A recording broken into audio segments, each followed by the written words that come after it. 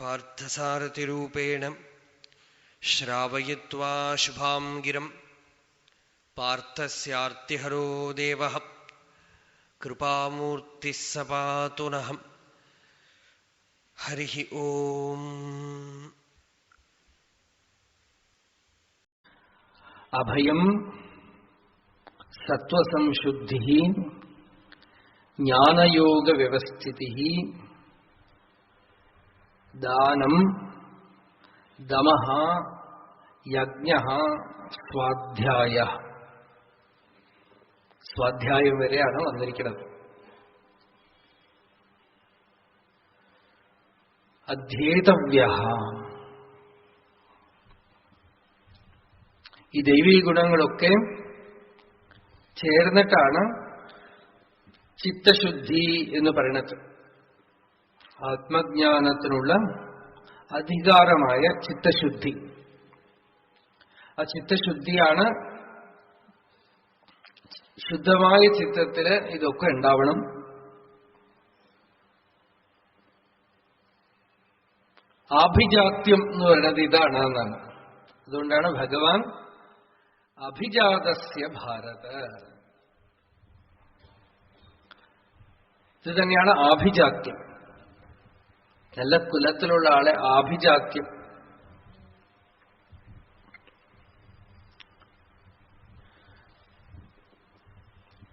ഇതിൽ ഇന്നലെ നമ്മൾ നോക്കി, ശുദ്ധമായ ചിത്തത്തിൽ ജ്ഞാനയോഗ വ്യവസ്ഥിതി ഉണ്ടാവും. ജ്ഞാനയോഗ വ്യവസ്ഥിതി എന്ന് വെച്ചാൽ ജ്ഞാനയോഗത്തിൽ വിശേഷമായ അവസ്ഥിതി. ജ്ഞാനയോഗം എന്ന് വെച്ചാൽ ആത്മജ്ഞാനം, ആത്മനിഷ്ഠ. അവനവന്റെ സ്വരൂപത്തിനെ അറിഞ്ഞ് ദേഹാതി വ്യതിരിക്തമായ സ്വരൂപത്തില് നിഷ്ഠയാവണതാണല്ലോ ജ്ഞാനയോഗം. ആ ജ്ഞാനയോഗ വ്യവസ്ഥിതി ചിത്തശുദ്ധി ഉണ്ടെങ്കിലേ സാധിക്കുള്ളൂ. ജ്ഞാനയോഗത്തിന്റെ ലക്ഷണമാണ് അഭയം. ലോകത്തില് എന്തൊക്കെ ഭയകാരണം ഉള്ളപ്പോഴും സത്സ്വപി ഭയഹേതുഷു ഭയരഹിതാഹ. ഭീതി ഇല്ലാതെ ഇരിക്കുന്നു. ഭയത്തിനുള്ള കാരണങ്ങളൊക്കെ ഉള്ളപ്പോഴും ഭയമില്ലാതിരിക്കുന്നു. അതിനാ അഭയം എന്ന് പറഞ്ഞു. ഇന്നലെ നമ്മൾ കണ്ട സ്വാധ്യായമാണ് ഇപ്പൊ നമുക്ക് വിഷയം. പൊതുവെ ഭഗവത്ഗീത മുതലായ സദ്ഗ്രന്ഥങ്ങളെ നിത്യം പാരായണം ചെയ്യണത്. പല ആളുകളും ഭാഗവത പാരായണം നിത്യാനുഷ്ഠാനമായിട്ട് വെച്ചിട്ടുണ്ട്. അത് സ്വാധ്യായാണ്. അതും ഒരു തപസ്സാണ്. ഗീത, ഭാഗവതം സപ്താഹമായിട്ട് വായിക്കുക, നവാഹായിട്ട് വായിക്കുക, ഇതൊക്കെ ഒരു അനുഷ്ഠാനമാണ്. സ്വത്തിനെ അധ്യയനം ചെയ്യുന്നതും സ്വാധ്യായമാണ്. അത് കുറച്ച് സൂക്ഷ്മാർത്ഥം. തന്റെ യഥാർത്ഥ സ്വരൂപം എന്താണ്, തന്നെ തന്നെയാണ് പഠിക്കുന്നത്.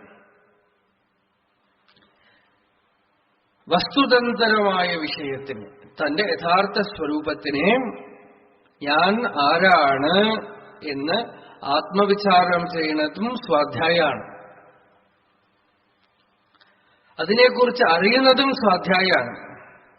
ഏതായാലും ശരി, സ്വാധ്യായം എന്നുള്ളതിന് പൊതുവെ അർത്ഥം അവരവർക്കുള്ള ശാസ്ത്രത്തിനെ അധ്യയനം ചെയ്യല്. തപഹ ഒരു വാക്ക്. എന്താണ് തപസ്? തപസാ ബ്രഹ്മ വിജിജ്ഞാസസ്വ. ശ്രുതി പറഞ്ഞു, തപസ്സുകൊണ്ട് ബ്രഹ്മത്തിനെ അറിയാനായിട്ട് ശ്രമിക്കൂ. തപസ്സുകൊണ്ട് ബ്രഹ്മത്തിനെ സാക്ഷാത്കരിക്കാനായിട്ട് ശ്രമിക്കൂ. ഭൃഗു വരുണന്റെ അടുത്ത് ചെന്ന് ചോദിച്ചു. ഭൃഗുർവൈ വാരുണി വരുണം പിതരമുപസസാര അധീഹി ഭഗവോ ബ്രഹ്മേതി. ഭഗവൻ എനിക്ക് ബ്രഹ്മം എന്താണെന്ന് പറഞ്ഞു തരൂ. അപ്പൊ വരുണൻ ഭൃഗുവിന് പറഞ്ഞു കൊടുത്തില്ല. തപസ്സുകൊണ്ട് ബ്രഹ്മത്തിനെ അറിയൂ. ഒരു സൂചന കൊടുത്തു. എന്താ സൂചന എന്ന് വെച്ചാൽ, യതഹാവാ ഇമാനി ഭൂതാനി ജായന്തെ ഏന ജാതാനി ജീവന്തി യത് പ്രയന്തി അഭിസംവിശന്തി ജന്മാദ്യസ്യത. എവിടുന്ന് എല്ലാം ഉദ്ഭവിക്കുന്നു, ഇതിലെല്ലാം നിൽക്കുന്നു, ഇതിലെല്ലാം തിരിച്ചു ലയിക്കുന്നു, അത് തന്നെ ബ്രഹ്മം. അതിനെ വിചാരജ്ഞാനം കൊണ്ട് ഏകാന്തമായിരുന്ന് ഉള്ളിൽ കടഞ്ഞ് അറിഞ്ഞ് കണ്ടുപിടിക്കാം. എല്ലാത്തിന്റെ ഇരിപ്പിടം, അധിഷ്ഠാനത്തിനെ സ്വയമേവ കണ്ടെത്തുക, പരിശ്രമിച്ച് കണ്ടെത്തുക. അങ്ങനെ പരിശ്രമിച്ച് കണ്ടെത്തുന്നതിന് തപസ് എന്നു പേര്. Any kind of effort.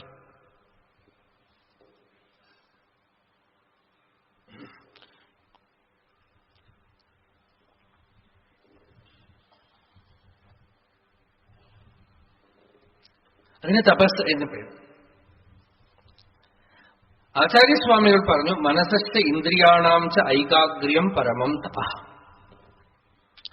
മനസ്സും ഇന്ദ്രിയങ്ങളൊക്കെ ഒരേ വിഷയത്തിൽ, ഉയർന്ന ഒരു വിഷയത്തിൽ ഏകാഗ്രമായിട്ടിരിക്കുന്ന തപസ്. ഈ തപ എന്നുള്ള വാക്കിന് തിരിച്ചിട്ട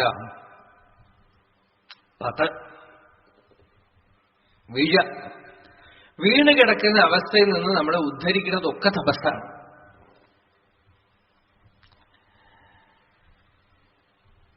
സ്വാധ്യായം തപസ്സാണ്. തദ്ധി തപഃ. ഉപനിഷത്ത് തന്നെ വിചാരം ചെയ്യുന്നുണ്ട് എന്താണ് തപസ്. എന്നിട്ട് അവസാനം വന്ന് സ്വാധ്യായ പ്രവചനം തപസ്സാണ്. എന്തു വിധത്തിലുള്ള നിയന്ത്രണത്തിനെ തപസ്സെങ്കിൽ പറയാമെങ്കിലും ഭഗവാൻ ഗീതയില് ജ്ഞാന തപസ് എന്നൊരു വാക്ക് പറയുന്നു.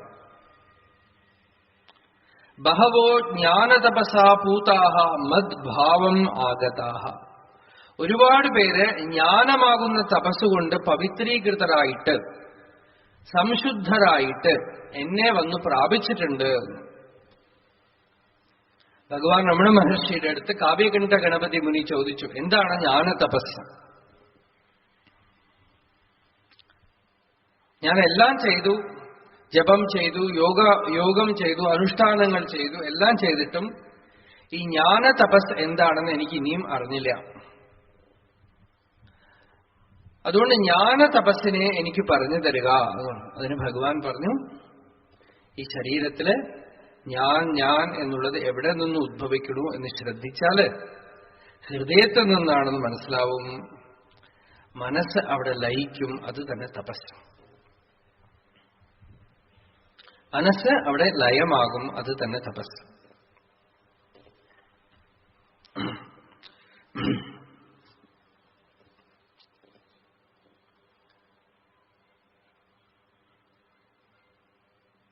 അല്ലെങ്കിൽ ഒരു മന്ത്രം ജപിക്കുകയാണെങ്കിൽ ആ മന്ത്രം എവിടെ നിന്ന് ഉദ്ഭവിക്കണു എന്ന് ശ്രദ്ധിച്ചാൽ ഹൃദയത്തിൽ നിന്ന്, അതേ സ്ഥാനത്ത് നിന്നാണ് മന്ത്രം ഉദ്ഭവിക്കുന്നത് എന്ന് മനസ്സിലാവും. അത് തന്നെ തപസ്. ഈ രണ്ടും ഉപദേശിച്ചു. ഒരേ ചോദ്യത്തിനുള്ള ഉത്തരമാണ്.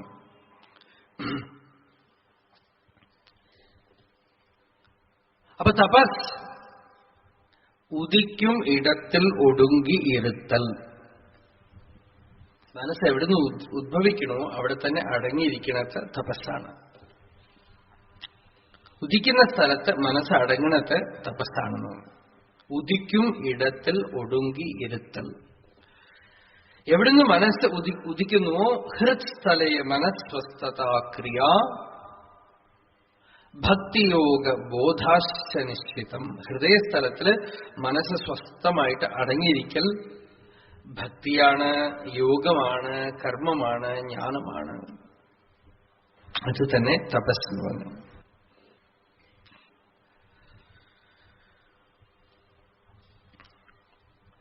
അതുകൊണ്ട് തപഃ, ജ്ഞാനമാകുന്ന തപസ് ആത്മവിചാരം തന്നെയാണ്, ബ്രഹ്മവിചാരം തന്നെയാണ്. തപസ് എന്നുള്ള വാക്കിലാണ് നമ്മൾ നിൽക്കുന്നത്. വാസ്തവത്തില് ജ്ഞാനവിചാരമാണ് തപസ് എന്ന് പറയുന്നത്. ഏതൊന്നുകൊണ്ട് മൂലത്തിലേക്ക് തിരിച്ചു പോകുമോ അത് തപസ്.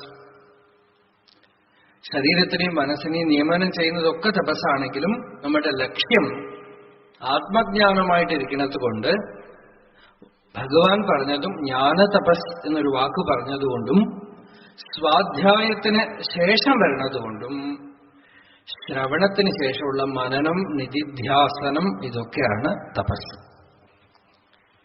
ഗുരുമുഖത്ത് നിന്ന് കേൾക്കുന്ന വിദ്യയെ മന്തവ്യോ നിധിധ്യാസിതവ്യ ശ്രുതേഹേ ശതഗുണം വിദ്യാത് മനനം മനനാദപി നിധിധ്യാസനം ലക്ഷഗുണം അനന്തം നിർവികൽപകം. കേൾക്കുന്നത് ഗുരുവിൽ നിന്ന് ഒരു വട്ടം കേട്ടാൽ 100 പ്രാവശ്യം അത് മനനം ചെയ്യണം. രാമകൃഷ്ണ പരമഹംസരുടെ ഗോസ്പൽ ഓഫ് രാമകൃഷ്ണ വചനാമൃതം അത് എഴുതിയത് മാസ്റ്റർ മഹാശയി. അന്നത്തെ കാലത്തൊക്കെ ഇന്നത്തെ പോലെ ഇപ്പോ റെക്കോർഡ് ചെയ്ത് കാസറ്റില് CD-യിൽ ആക്കാൻ പറ്റില്ല. അപ്പൊ കേട്ടത് തന്റെ വാക്കുകളൊന്നും വരാതെ ഗുരുദേവൻ പറഞ്ഞതല്ലാതെ വേറെ ഒന്നും വരാൻ പാടില്ല എന്നുള്ള നിശ്ചയത്തോടുകൂടെ അദ്ദേഹം പറയണു, 1000 പ്രാവശ്യം ഞാൻ മനനം ചെയ്തിട്ടുണ്ടാവുന്നതാണ് ഒരേ വിഷയം. ആ ക്ലാരിറ്റി വരാനായിട്ട്, തെളിച്ചം വരാനായിട്ട്.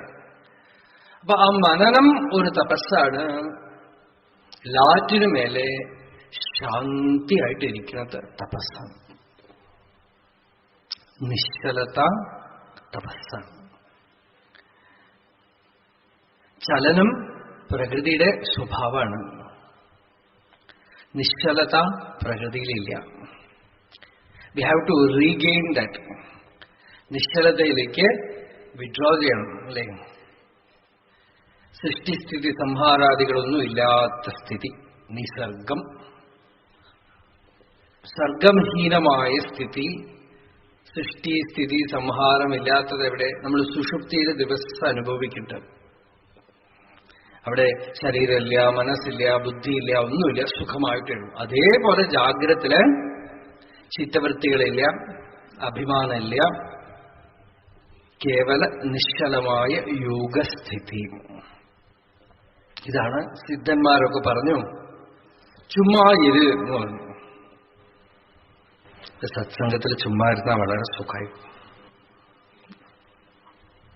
നിങ്ങളൊക്കെ ഇത്രയും നേരം ഇരുന്നത് കൊണ്ട് ചിലപ്പോ ഞാൻ കുറച്ചു നേരം ചുമ്മാ ഇരുന്നാൽ ലയിക്കും. ഏകദേശം 16 വർഷമായിട്ടും കേൾക്കുന്നവരുണ്ട്. ഒരേ കാര്യമാണ് പറഞ്ഞത്. അതൊരു ചുമ്മാരിക്കലാണ്. മൗനം എന്നുള്ളതിന് ഏകനാഥ് സ്വാമി ഭാഗവതത്തിൽ പറയണം. എന്താ മൗനം എന്ന് വെച്ചാൽ ബ്രഹ്മവിദ്യാ വിചാരം തന്നെ മൗനമാണെന്നാണ്. എന്നുവെച്ചാൽ വാക്ക് ഉപയോഗിച്ചാൽ പോലും വാക്കില് ഞാൻ, നീ, അവൻ ഒന്നുമില്ല. അലൗകിക ഭാഷ, അത് മൗനമാണ്. മൗനം തന്നെ തപസ്. നമ്മള് ചുമ്മാ ഇരിക്കുക എന്ന് വെച്ചാൽ അത് ഈസിയും, and to think and work is difficult. ഇതാണ് നമ്മുടെ ഭാവം. പക്ഷെ നേരെ റിവേഴ്സാണ് കാര്യം. ചിന്തിക്കാതെ ഇരിക്കുക, നിശ്ചലമായിട്ടിരിക്കുക, ചിത്തവൃത്തികൾ ഉണ്ടാവാതിരിക്കുക. സത്സംഗത്തിന്റെയൊക്കെ പരമഫലാണതേ. സത്സംഗത്വേ നിസ്സംഗത്വം, നിസ്സംഗത്വേ നിർമോഹത്വം, നിർമോഹത്വേ നിശ്ചലതത്വം, പിന്നെ നിശ്ചലതത്വേ ജീവൻ മുക്തി എന്നുള്ളത് അനുഭവിച്ചറിയേണ്ടതാണ്. ജീവൻ മുക്തി എന്ന് പറഞ്ഞ സാധനമൊന്നുമില്ല. ആത്മാവിന്റെ സ്വരൂപമാണ് മുക്തി. ജീവൻ മുക്തി എന്ന് പറഞ്ഞ ഒരു ലക്ഷ്യം പറഞ്ഞു കഴിഞ്ഞാൽ കുറച്ചു ദിവസം വേദാന്ത വിചാരം ചെയ്യണം. അതിനുശേഷം ജീവൻ മുക്തനാകണം എന്ന് ആഗ്രഹിക്കും ഈ അഹങ്കാരം.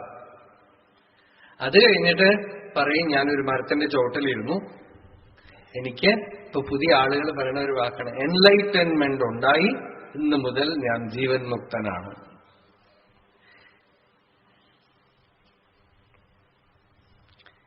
എനിക്ക് സാക്ഷാത്കാരം ഉണ്ടായി. സാക്ഷാത്തായിട്ടുള്ളത് ആത്മാവാണ്, നിത്യസിദ്ധമാണത്. അത് സ്വരൂപമായിട്ട് സിദ്ധമായിട്ടുണ്ട്. അപരോക്ഷം യസ് സാക്ഷാത് അപരോക്ഷാത് ബ്രഹ്മ എന്ന് ബൃഹദാരണ്യകോപനിഷത്ത്. നമുക്ക് ഞാനുണ്ടെന്നുള്ള അനുഭവം പോലെ അപരോക്ഷം ഒരു പ്രത്യേക വാക്കാണ്. അത് നമ്മള് ലൗകികമായി ഉപയോഗിക്കുന്ന ഭാഷയിൽ ഈ വാക്കില്ല. നമുക്ക് പ്രത്യക്ഷം അപ്രത്യക്ഷം ഒക്കെ ഉള്ളൂ. അപരോക്ഷം എന്നൊരു വാക്ക് നമ്മൾ ഉപയോഗിക്കാറുണ്ടോ? അദ്ദേഹത്തിനെ ഞാൻ അപരോക്ഷമായിട്ട് കണ്ടു എന്ന് പറയാറുണ്ടോ? പ്രത്യക്ഷമായിട്ട് കണ്ടു. പരോക്ഷം പറയും. പരോക്ഷം എന്ന് വെച്ചാൽ ഇൻഡയറക്റ്റ്. അപ്പൊ അപരോക്ഷം എന്താ? ഇൻഡയറക്റ്റ് അല്ലാത്തത്. അതൊരു റിവേഴ്സ് ഫോമാണ്. ശരിക്ക് പരോക്ഷം എന്നുള്ള വാക്കിനെ അപരോക്ഷമാക്കിയതാണ്. That which is not indirect. അപ്പൊ ഡയറക്റ്റ് എന്ന് പറയാമെന്ന് ചോദിച്ചാൽ, ഡയറക്റ്റ് എന്ന് പറഞ്ഞാൽ നമുക്ക് ഉടനെ ബുദ്ധി പോണത് മുമ്പിൽ കാണുന്നതെന്നാണ്. ഡയറക്റ്റ് എന്ന് പറഞ്ഞാൽ നമ്മൾ ഉടനെ ധരിക്കുന്നത് കേൾക്കുക, കാണുക, മണക്കുക, രുചിക്കുക, ഇതൊക്കെയാണ് നമുക്ക് direct. That which can be sensed. ആത്മാ സെൻസ് ചെയ്യാൻ പറ്റണതല്ല, സെൻസേഷൻ അല്ല. സോ ഇറ്റ് ഈസ് നോട്ട് പരോക്ഷം. അതിന് ഇംഗ്ലീഷില് ട്രാൻസ്ലേഷൻ ഒരു വാക്ക് കണ്ടുപിടിച്ചിരിക്കുന്നത് ഇമ്മീഡിയറ്റ് എന്നാണ്. ഇവിടെ ഇപ്പൊ തന്നെ ഉള്ളത് നിത്യസിദ്ധം, ഞാൻ എന്നുള്ള അനുഭവ രൂപത്തിൽ സിദ്ധമായിട്ടുള്ളത്. അതിനെ പലരും പറയുമ്പോ കേൾക്കുമ്പോഴൊക്കെ മനസ്സിലാവുന്നുണ്ട്, പക്ഷെ അതിൽ നിൽക്കാൻ പറ്റണല്ലോ. അത് നിൽക്കുന്നതാണ് തപസ്. ചലിക്കാതെ, ഇളകാതെ, മാറാതെ, ഉണർവ് മാത്രമായ സ്വരൂപത്തില്, ബോധത്തില്, ഞാനുണ്ടെന്നുള്ള അനുഭവത്തില്, ചിത് സ്വരൂപത്തില് നമ്മളുടെ ശ്രദ്ധാശക്തിയെ, മനസ്സിനെ എന്ന് പറയില്ലേ ഞാൻ, എന്താന്ന് വെച്ചാൽ ഒരു വെളിയിലുള്ള ഒരു വിഷയത്തില് ശ്രദ്ധാശക്തി പോകുമ്പോ അതിന് മനസ്സെന്ന് പേര്. അതേ ശ്രദ്ധാശക്തി തന്റെ ഉറവിടത്തില്, സ്വരൂപത്തില് നിൽക്കുമ്പോ അതിനെ മനസ്സെന്ന് പറയില്ല, ശ്രദ്ധ എന്നേ പറയാൻ പറ്റും. ശാസ്ത്രസ്യ ഗുരുവാക്യസ്യ സത്യബുദ്ധ്യാ അവധാരണ സാ ശ്രദ്ധ കഥിതാ സദ്ഭിഹി യയാ വസ്തു ഉപലഭ്യത്തെ. ശാസ്ത്രത്തിലും ഗുരുവാക്യത്തിലും കേൾക്കുന്ന ക്ഷണത്തില് ഉള്ള ഇമ്മീഡിയറ്റ് എക്സ്പീരിയൻസ്, അത് സത്യമാണെന്നുള്ള അനുഭവം, അതിനെ ശ്രദ്ധ എന്ന് പറയണു. ആ ശ്രദ്ധ സ്വരൂപത്തില് ആത്മാവില് നിൽക്കുന്നത് തപസ്സാണ്.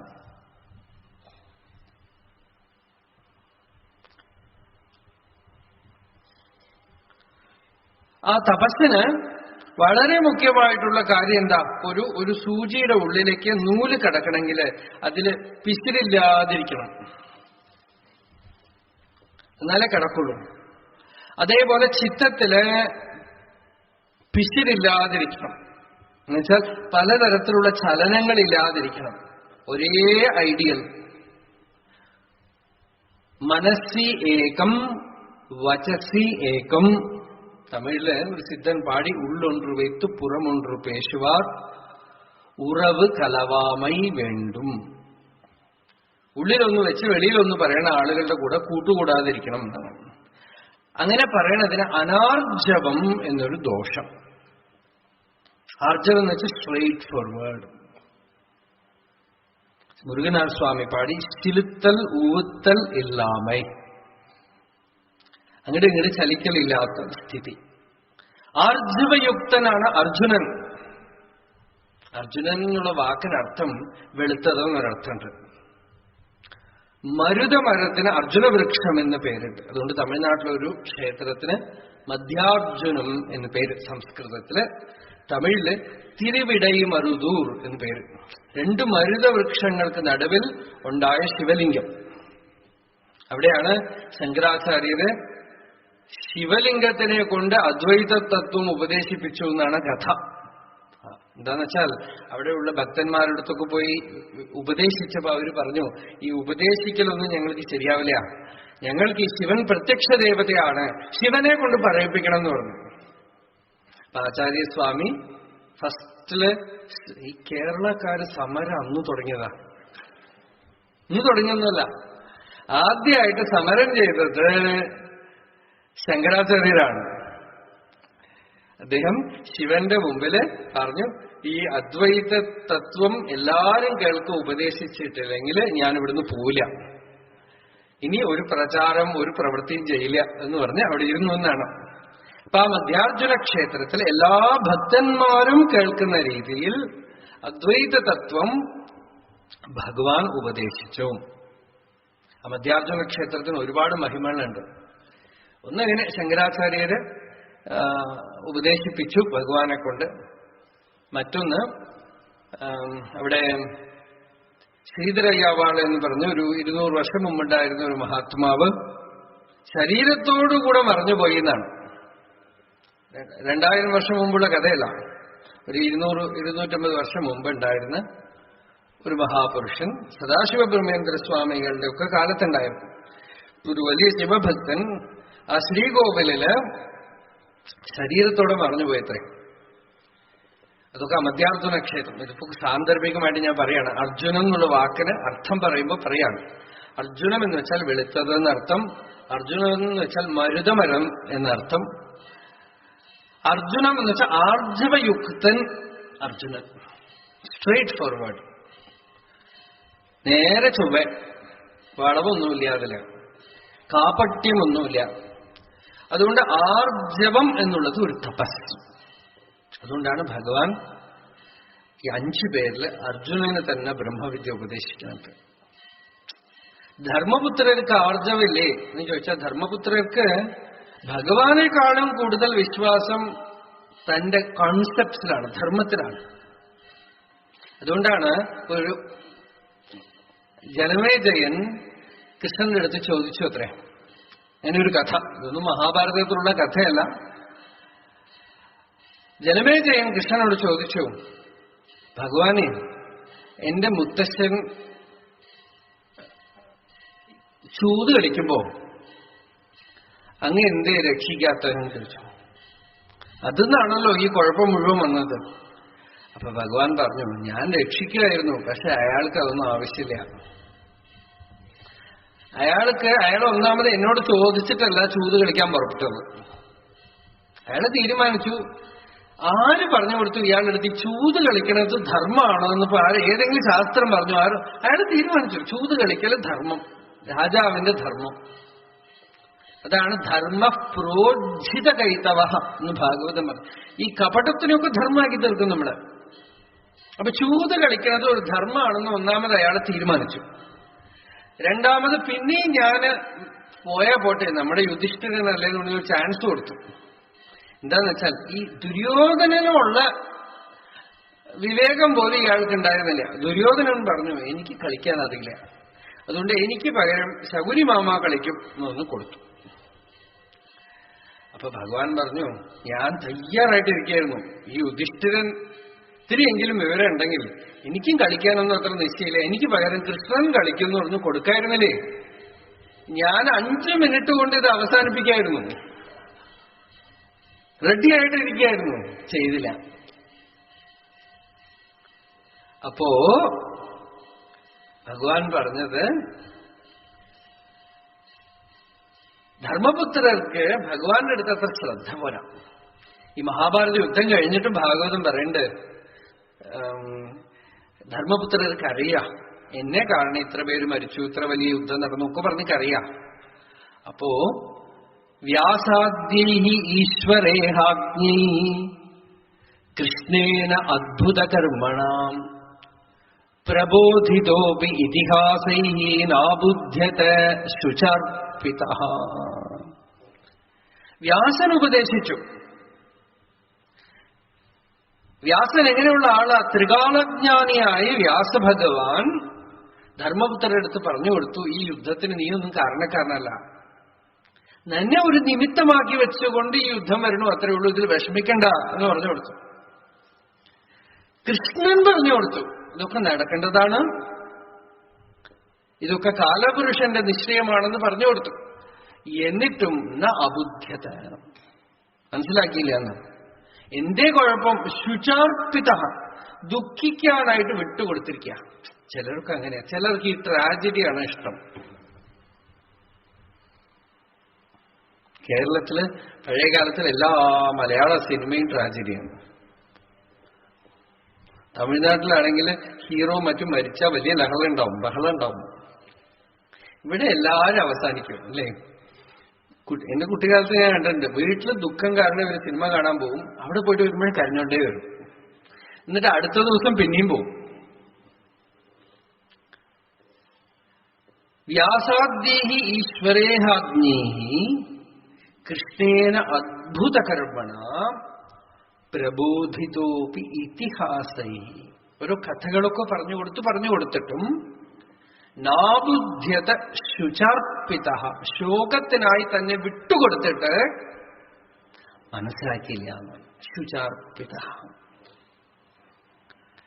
അതുകൊണ്ട് ഭീമന് പറഞ്ഞു കൊടുക്കാൻ പറ്റുമോ? ഭീമനെ എത്ര നേരം കേൾക്കും അല്ലേ? ഊണ് കഴിക്കേണ്ട സമയമാവണ വരെ കേൾക്കും ഭീമൻ. അത് കഴിഞ്ഞ് നമുക്ക് മറന്നു പോകും.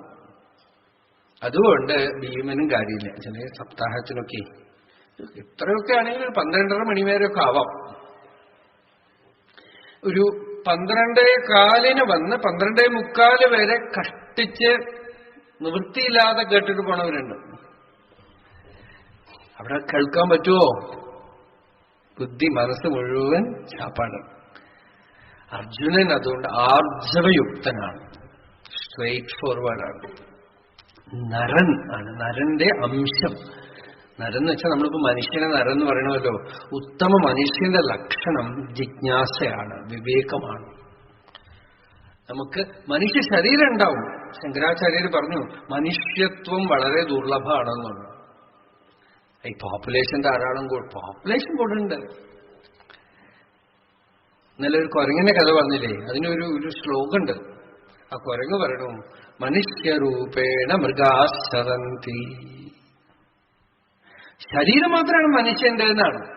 തരവോപി ജീവന്തി ജീവന്തി മൃഗഭക്ഷിണാം സജീവതി മനോയസ്യ മനനേനൈവ ജീവതി. വൃക്ഷങ്ങൾ ജീവിക്കുന്നു, മൃഗങ്ങളും പക്ഷികളും ഒക്കെ ജീവിക്കുന്നു. ആരുടെ മനസ്സ് പാരമാർത്ഥികമായ സത്യത്തിനെ അന്വേഷിച്ച് വിചാരം ചെയ്തുകൊണ്ടിരിക്കുന്നു, സയേവ ജീവതി. മനോയസ്യ മനനേനൈവ ജീവതി. അതുകൊണ്ട് ആർജവം എന്ന് വെച്ചാൽ ഒരേ ഒരു വഴിയേ ഉള്ളൂ. മനസ്സിന് പല ലെയേഴ്സ് ഇല്ല, പല തലങ്ങളില്ല. അങ്ങനെ ഒരു സ്റ്റേറ്റ് നമുക്കുള്ളിൽ വന്നാൽ ഗുരു ഉപദേശിച്ചാൽ അപ്പോ സത്യസാക്ഷാത്കാരം ഉണ്ടാവും. ആത്മസാക്ഷാത്കാരം എങ്ങനെ ഉണ്ടാവും? ശിഷ്യൻ ഗുരുവിന്റെ അടുത്ത് പോകുന്നു, ഗുരു പറയണു നീ എന്താണെന്ന് ധരിക്കണു അത് നീയല്ല. ബോംബെയില് ഒരു വലിയ മഹാത്മാ ഉണ്ടായിരുന്നു, നിസർഗദത്ത മഹാരാജ്. ജ്ഞാനികൾ എവിടെ ഉണ്ടാവുന്നേ പറയാൻ വയ്യ. അന്ത്യജാതപി തദ്ദൃഷ്ടേ. മനു പറയണു അന്ത്യജനായിരിക്കാം, നല്ല കുലം ഉണ്ടാവില്ല, ഗോത്രം ഉണ്ടാവില്ല, എവിടെയെങ്കിലുമൊക്കെ ഒരു സ്ലമ്മില്. അദ്ദേഹം ശരിക്കും സ്ലമ്മാണ് ബോംബെയില്. ജോലിയോ വീടി തിരക്കണ ജോലി, അങ്ങനെ ഉണ്ടായിരുന്ന ആളാ. മാരുതി കാമ്പളി എന്ന് പേര്. കുട്ടിക്കാലം മുതൽ ഒരു സ്പിരിച്വൽ ഇൻട്രസ്റ്റ്, അധ്യാത്മരുചി ഉണ്ടായിരുന്നു. അദ്ദേഹത്തിന്റെ കൂട്ടുകാരനായി ഒരു ബ്രാഹ്മണ പയ്യനുണ്ടായിരുന്നു. അയാൾ പറഞ്ഞു, നവനാഥ പഞ്ചില് ഒരു മഹാത്മാ അവിടെ വന്നിട്ടുണ്ട്, എന്റെ കൂടെ വരണോ, കാണാൻ പോവാം എന്ന് കൂട്ടിക്കൊണ്ടുപോയി. സിദ്ധരാമേശ്വർ മഹാരാജൻ പറഞ്ഞൊരു മഹാത്മാവിന്റെ അടുത്തേക്ക് കൂട്ടിക്കൊണ്ടുപോയി. അപ്പൊ ഈ കുട്ടിക്ക് ഇതൊക്കെ പിന്നാലെ നിസർഗദത്ത മഹാരാജ് പറയുന്നു, എനിക്കൊന്നും അറിയില്ല, ഞാൻ പുസ്തകം വായിച്ചിട്ടില്ല, ശാസ്ത്രം പഠിച്ചിട്ടില്ല. പക്ഷെ ഈ ബ്രാഹ്മണ പയ്യൻ ഒരു ജ്ഞാനിയുടെ അടുത്തേക്ക് എന്നെ കൂട്ടിക്കൊണ്ടുപോകുന്നു എന്ന് പറഞ്ഞപ്പോ ഞാൻ ശരിക്കും എന്റെ ഉള്ളില് ഈശ്വരനെ കാണാൻ പോണു എന്നുള്ള ഭാവമായിരുന്നു. ജോലിയോ, വീട് കഴിക്കണ ജോലി, 3-4 കുട്ടികള്, വലിയ കുടുംബം, ധനമില്ല, പണമില്ല, എല്ലാ വിഷമങ്ങളുണ്ട്. അപ്പോഴാണ് കൂട്ടിക്കൊണ്ടുപോണത്. കൂട്ടിക്കൊണ്ടുപോണ സമയത്ത് പോയ സ്ഥലത്ത് ഈ സിദ്ധരാമേശ്വര മഹാരാജ് ആ കൂട്ടിക്കൊണ്ടുപോയ പയ്യനെ നോക്കിയതേയില്ല. ഈ മാരുതിയാണ് നോക്കിയിട്ട് തനിച്ച് വിളിച്ചിട്ട് പറഞ്ഞു, ആദ്യം ഒരു മന്ത്രോപദേശിച്ചു അത്രേ. എന്നിട്ട് പറഞ്ഞു, നീ എന്താണെന്ന് ധരിക്കണോ അത് നീയല്ല, നീ പൂർണ്ണ വസ്തുവാണ്, നീ ശരീരമല്ല, മനസ്സല്ല, നീ പൂർണ്ണമായ വസ്തുവാണ്. നോക്കൂ, ഈ മാരുതി പിന്നാലെ പറയണത് എനിക്കൊന്നും അറിയില്ല, പക്ഷെ ഒന്ന് ഞാൻ തീരുമാനിച്ചു, ഞാൻ ആരുടെ അടുത്ത് പോകുന്നു അത് ഈശ്വരനാണ്, പരമേശ്വര സ്വരൂപമാണ്, അദ്ദേഹത്തിന് എല്ലാം അറിയാം. അതുകൊണ്ട് അദ്ദേഹം അങ്ങനെ പറഞ്ഞു, ഞാൻ അങ്ങനെ എടുത്തു, കഴിഞ്ഞു. നീ പൂർണ്ണ വസ്തുവാണ് എന്ന് ഗുരു പറഞ്ഞു. ആ ക്ഷണത്തോടുകൂടെ എന്റെ ദുഃഖം, എന്റെ അജ്ഞാനം നീങ്ങി. പിന്നീട് ഗുരുവിന്റെ അടുത്ത് പോയി ചോദിച്ചു അത്ര, ഞാൻ എന്ത് വേണം, സന്യാസിയാവണോ, എവിടെയും പോണോ? അപ്പൊ ഗുരു പറഞ്ഞു, നീ എവിടെയും പോണ്ട, എന്റെ കടയില് ജോലി ഇല്ലാത്ത സമയത്ത് ഈ ഞാൻ പറഞ്ഞതിന് എപ്പോഴും മനനം ചെയ്തുകൊണ്ടേയിരിക്കാം.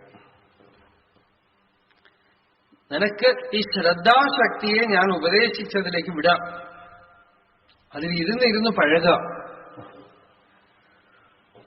പൂർണ്ണമായി പഴുത്ത് പക്വമായി ജ്ഞാനനിഷ്ഠനായ ശേഷം കുടത്തിന്റെ ഉള്ളില് വിളക്ക് പോലെ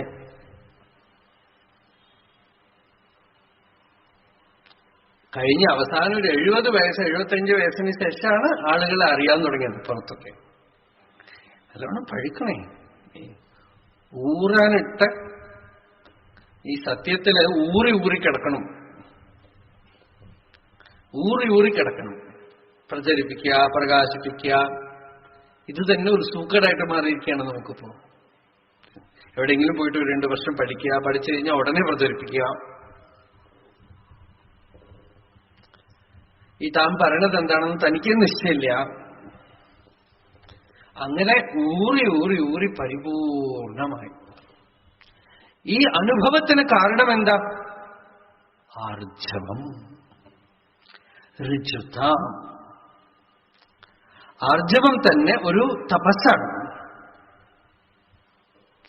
ആർജവം ദയാഭൂതേഷു അലോലുപ്ത്വം. ആർജവം, ദയാ, അഹിംസ. അടുത്തത് അഹിംസ. അഹിംസ എന്ന് പറയണത് ഒരു പ്രാണിയും ഹിംസിക്കാതിരിക്കുക. അതിൽ മുഖ്യം എന്താന്ന് വെച്ചാൽ നമ്മൾ പുറമേക്കൊന്നും ഹിംസിക്കില്ല. ചിലർക്ക് ചോദിക്കും, കൊതുക് കടിക്കണത് എന്താ ചെയ്യേണ്ടത്? ധ്യാനിക്കുമ്പോ കൊതുക് കടിക്കണം, അപ്പൊ എന്താ ചെയ്യേണ്ടത്? രമണ മഹർഷിയുടെ അടുത്ത് ഒരാളെ ചോദിച്ചു, ധ്യാനിക്കുമ്പോ കൊതുക് കടിക്കണം ഭഗവാൻ, എന്താ ചെയ്യേണ്ടത്? അപ്പൊ ഭഗവാൻ പറഞ്ഞു, കൊതുക് ഒരു ഉപദേശം തരികയാണ് നിനക്ക്.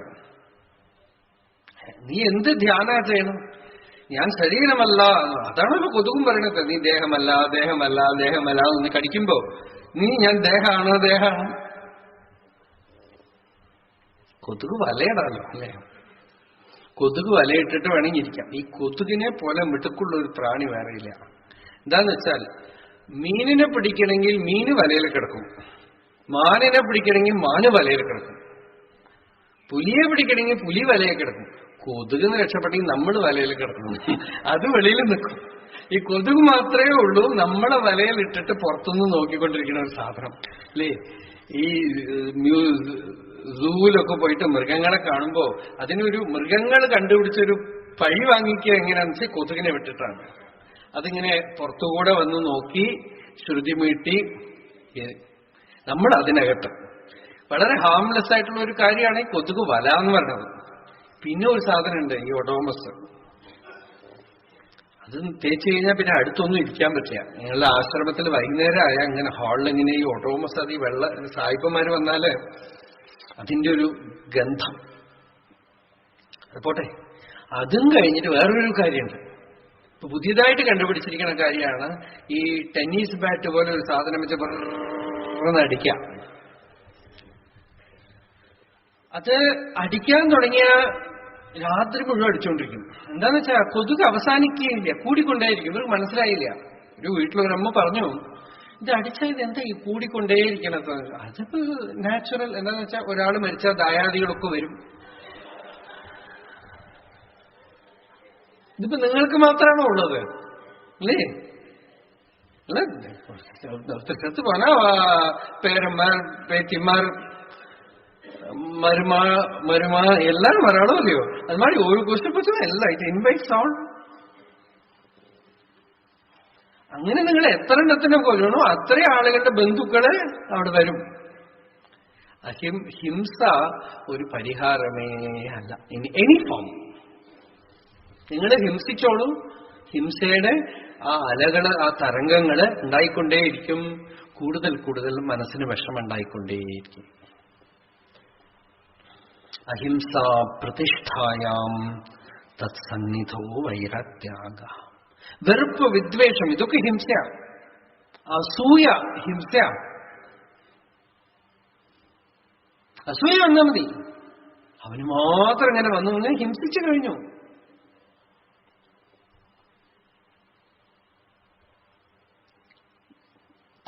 ക്രോധം ഹിംസയാണ്. ഒരു ഹിറ്റ്ലർ കാരണമല്ല, എത്രയോ ആളുകളുടെ ഉള്ളിലുള്ള ദ്വേഷമാണ് ഒരാളെ ചാനലാക്കണത്. നമ്മൾ ഓരോരുത്തരും കാരണക്കാരാണ്. നമുക്ക് അസൂയ വരുമ്പോ, ദ്വേഷം വരുമ്പോ, വെറുപ്പ് വരുമ്പോ, നമ്മളെ അറിയാതെ നമ്മൾ ശപിക്കുമ്പോഴൊക്കെ നമ്മൾ ഹിംസിച്ചു കഴിഞ്ഞു. അത് കർമ്മമായിട്ട് എക്സിക്യൂട്ട് ആയില്ല, അത്രയേ ഉള്ളൂ. ഉള്ളുകൊണ്ട് പുറത്തു വന്നു കഴിഞ്ഞു. അത് ആദ്യം ബാധിക്കുന്നത് ആരുടെ ഉള്ളില് ഈ ഇമോഷൻ വന്നു അയാളെയാണ് ആദ്യം ബാധിക്കുന്നത്. ഹിനസ്തി ആത്മന ആത്മാനം. ഉള്ളിലുള്ള അന്തര്യാമിയെ ക്രൂശിക്കുകയാണ്. വെറുത്തു കഴിയുമ്പോ അന്തര്യാമിയെ ക്രൂശിക്കുകയാണ്. ദ്വേഷം അല്ലേ? ഭക്തന്റെ ആദ്യ ലക്ഷണം തന്നെ ഭഗവാൻ പറഞ്ഞത് അദ്വേഷ്ട സർവഭൂതാനാം. വെറുക്കാനേ അറിയില്ല, ദ്വേഷിക്കാനേ അറിയില്ല. അപ്പൊ ഹിംസ അഹിംസാ പ്രതിഷ്ഠായാം. പതഞ്ജലി പറഞ്ഞു, വാസ്തവത്തിൽ അഹിംസ ഉണ്ടെങ്കിൽ അയാളുടെ സന്നിധിയിൽ മൃഗങ്ങൾ പോലും പരസ്പരം വെറുപ്പ് ഒന്നുമില്ലാതെ വന്നിരിക്കും എന്നാണ്. നമ്മുടെ മഹാപുരുഷന്മാരുടെ ചരിത്രത്തിലൊക്കെ കാണാം. അവിടെ ശങ്കരാചാര്യർ ഇവിടുന്ന് പോകുമ്പോ ശൃംഗേരി ക്ഷേത്രത്തിനെ കണ്ടുപിടിച്ചത് എങ്ങനെയാ? തുംഗാ നദിയുടെ തീരത്തിലിരിക്കുമ്പോ ഒരു തവള ഒരു പാറയുടെ മേലെ ഇരിക്കണു, അടുത്തൊരു പാമ്പ്. പരസ്പരം വിരോധമുള്ള രണ്ടും പ്രിയമായിട്ടിരിക്കുകയാണ്. അപ്പോ ശങ്കരാചാര്യർ തീരുമാനിച്ചു അത്രേ, ഇതാണ് തപസ് ചെയ്യേണ്ട സ്ഥലം. ഇവിടെ വിദ്വേഷത്തിന്റെ, ഹിംസയുടെ, ചിലപ്പോൾ വനങ്ങളാണെങ്കിൽ പോലും ഭയങ്കരമായിട്ടിരിക്കും. ശ്രീരാമൻ കാട്ടില് വിശ്വാമിത്രന്റെ കൂടെ പോകുമ്പോ ഒരു സ്ഥലത്തെടുക്കുമ്പോ അഹോ ദാരുണോയം ദേശ, ഒരു സ്ഥലത്ത് പോകുമ്പോ അവിടെ എന്തോ അറ്റ്മോസ്ഫിയർ മുഴുവൻ ഒരു വയലൻസ് ഉണ്ടെന്ന്.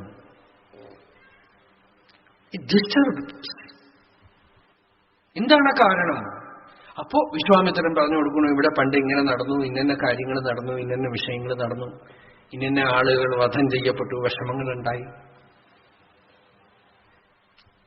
ചില സ്ഥലത്ത് അങ്ങനെയാണ്. ഹിംസ ഉണ്ടെങ്കിൽ ആ ഹിംസയാണ് മരിച്ചു കഴിഞ്ഞാൽ പോലും നിൽക്കുവേ. അപ്പോഴാണ് നമ്മൾ പ്രേതം ഭൂതം എന്നൊക്കെ പറയണത്.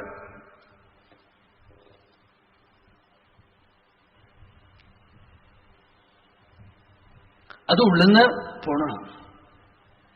സമാധാനം വേണമെങ്കിൽ ഹിംസ ഉണ്ടാവാനേ പാടില്ല. Any form. അതിന് ന്യായീകരണമേ ഇല്ല. ദൈവീ സമ്പത്ത് അഹിംസയാണ്. പ്രകൃതിയിലെ ഹിംസയുണ്ട്. മൃഗങ്ങൾ പരസ്പരം ഇപ്പൊ നോക്കിക്കൊണ്ടേയിരിക്കുമ്പോ ഒരു പല്ലി ഒരു പാറ്റയെ പിടിച്ച് തിന്നും. അത് ഭക്ഷണമാണ്. അതിന് ദ്വേഷമോ വെറുപ്പോ ഒന്നുമില്ല. സിംഹം പോലും നിങ്ങൾ കാട്ടിൽ നോക്കിക്കൂടാ. എന്തെങ്കിലും ഈ ജോഗ്രഫി ചാനൽ എന്തൊക്കെ ഉണ്ടെങ്കിലും നിങ്ങൾ കണ്ടാ അറിയാം, മാനൊക്കെ അടുത്ത് തുള്ളി നടക്കണ്ടാവും. അതിന് വിശക്കുമ്പോഴേ ഉള്ളൂ. അത് ഒരു ഇന്നലെ പറഞ്ഞ പോലെ നേച്ചറാണ്, മൈൻഡല്ല. അഹസ്താനി സഹസ്താനാം ദ്വിപദാനി ചതുഷ്പദാം ഫൽഗൂനി തത്ര മഹതാം ജീവോ ജീവസ്യ ജീവനം. ജീവോ ജീവസ്യ ജീവനം. അവിടെ ഹിംസയൊന്നുമില്ല.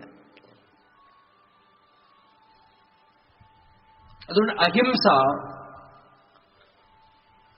ഹിംസിക്കണില്ല, മനസ്സുകൊണ്ട് ഹിംസിക്കണില്ല, ദ്വേഷിക്കണില്ല. ചട്ടമ്പിസ്വാമിയുടെ കഥയിൽ പറയും, ഒരു ഭക്തന്റെ വീട്ടിൽ താമസിക്കുകയാണ് സ്വാമികൾ. അപ്പൊ സ്വാമികൾ ഇതുപോലെ ഒരു ദിവസം ആരെയും ഹിംസിക്കരുത്, ഒരു പ്രാണിയും ദ്വേഷിക്കരുത് ഒക്കെ പറഞ്ഞു. ഭക്തൻ കേട്ടുകൊണ്ടിരിക്കുന്ന ആൾക്ക് വല്ലാത്തൊരു വിഷമം മനസ്സിൽ. അയാൾ പറഞ്ഞു സ്വാമിയുടെ അടുത്ത്, സ്വാമി എല്ലാം ശരി, പക്ഷെ ഈ എലി എത്ര നേരിയത് കടിച്ചു എന്ന് വെച്ചിട്ടാ, വീട്ടിൽ ഒരുപാട് മുണ്ട് കടിച്ച് കീറിയിരിക്കണു, അതിനെ ഹിംസിക്കാതിരിക്കാൻ പറ്റുമോ? അത് വിഷം വെച്ച് കൊല്ലുതന്നെ വേണമെന്ന്. അപ്പൊ സ്വാമി പറഞ്ഞു, അയ്യോ നമുക്ക് മാത്രം ജീവിക്കാനുള്ളതാണോ ഈ ലോകം? ഇവരൊക്കെ ഈശ്വരന്റെ സന്താനങ്ങളാണ്, നമ്മളെ പോലെ തുല്യമായി ജീവിക്കാൻ അധികാരമുള്ളവരാ. അതുകൊണ്ട് കൊല്ലരുത്. പിന്നെ എന്ത് ചെയ്യും സ്വാമി? എനിക്ക് നിവൃത്തിയില്ല. നടന്ന സംഭവമായിരിക്കാം. എന്താണെന്ന് വെച്ചാൽ എനിത്തിങ് ഇസ് പോസിബിൾ. ചട്ടമ്പി സ്വാമിയുടെ ചരിത്രത്തിലുള്ള കഥയാണ്. സ്വാമി നല്ല സംഗീത വിദ്വാനായിരുന്നു. അപ്പൊ ഒരു മധുരമായ ഒരു രാഗ ആലാപിച്ച് എലിയിലൊക്കെ വിളിച്ചത്രേ. ആ വീട്ടിലുള്ള അടുത്ത് ചുറ്റുവട്ടാരത്തിൽ ഇരിക്കുന്ന ഒരു 5-6 വന്നു നിന്നു വരിയായിട്ട്. എന്നിട്ട് സ്വാമി പറഞ്ഞു അത്ര, ഈ നമ്പ്യാരുടെ നേരിയത് കടിച്ച ആളൊന്ന് മാറി നിൽക്കും നോക്കട്ടെ എന്ന് പറഞ്ഞാൽ ഒരു എലി അങ്ങനെ മാറണം.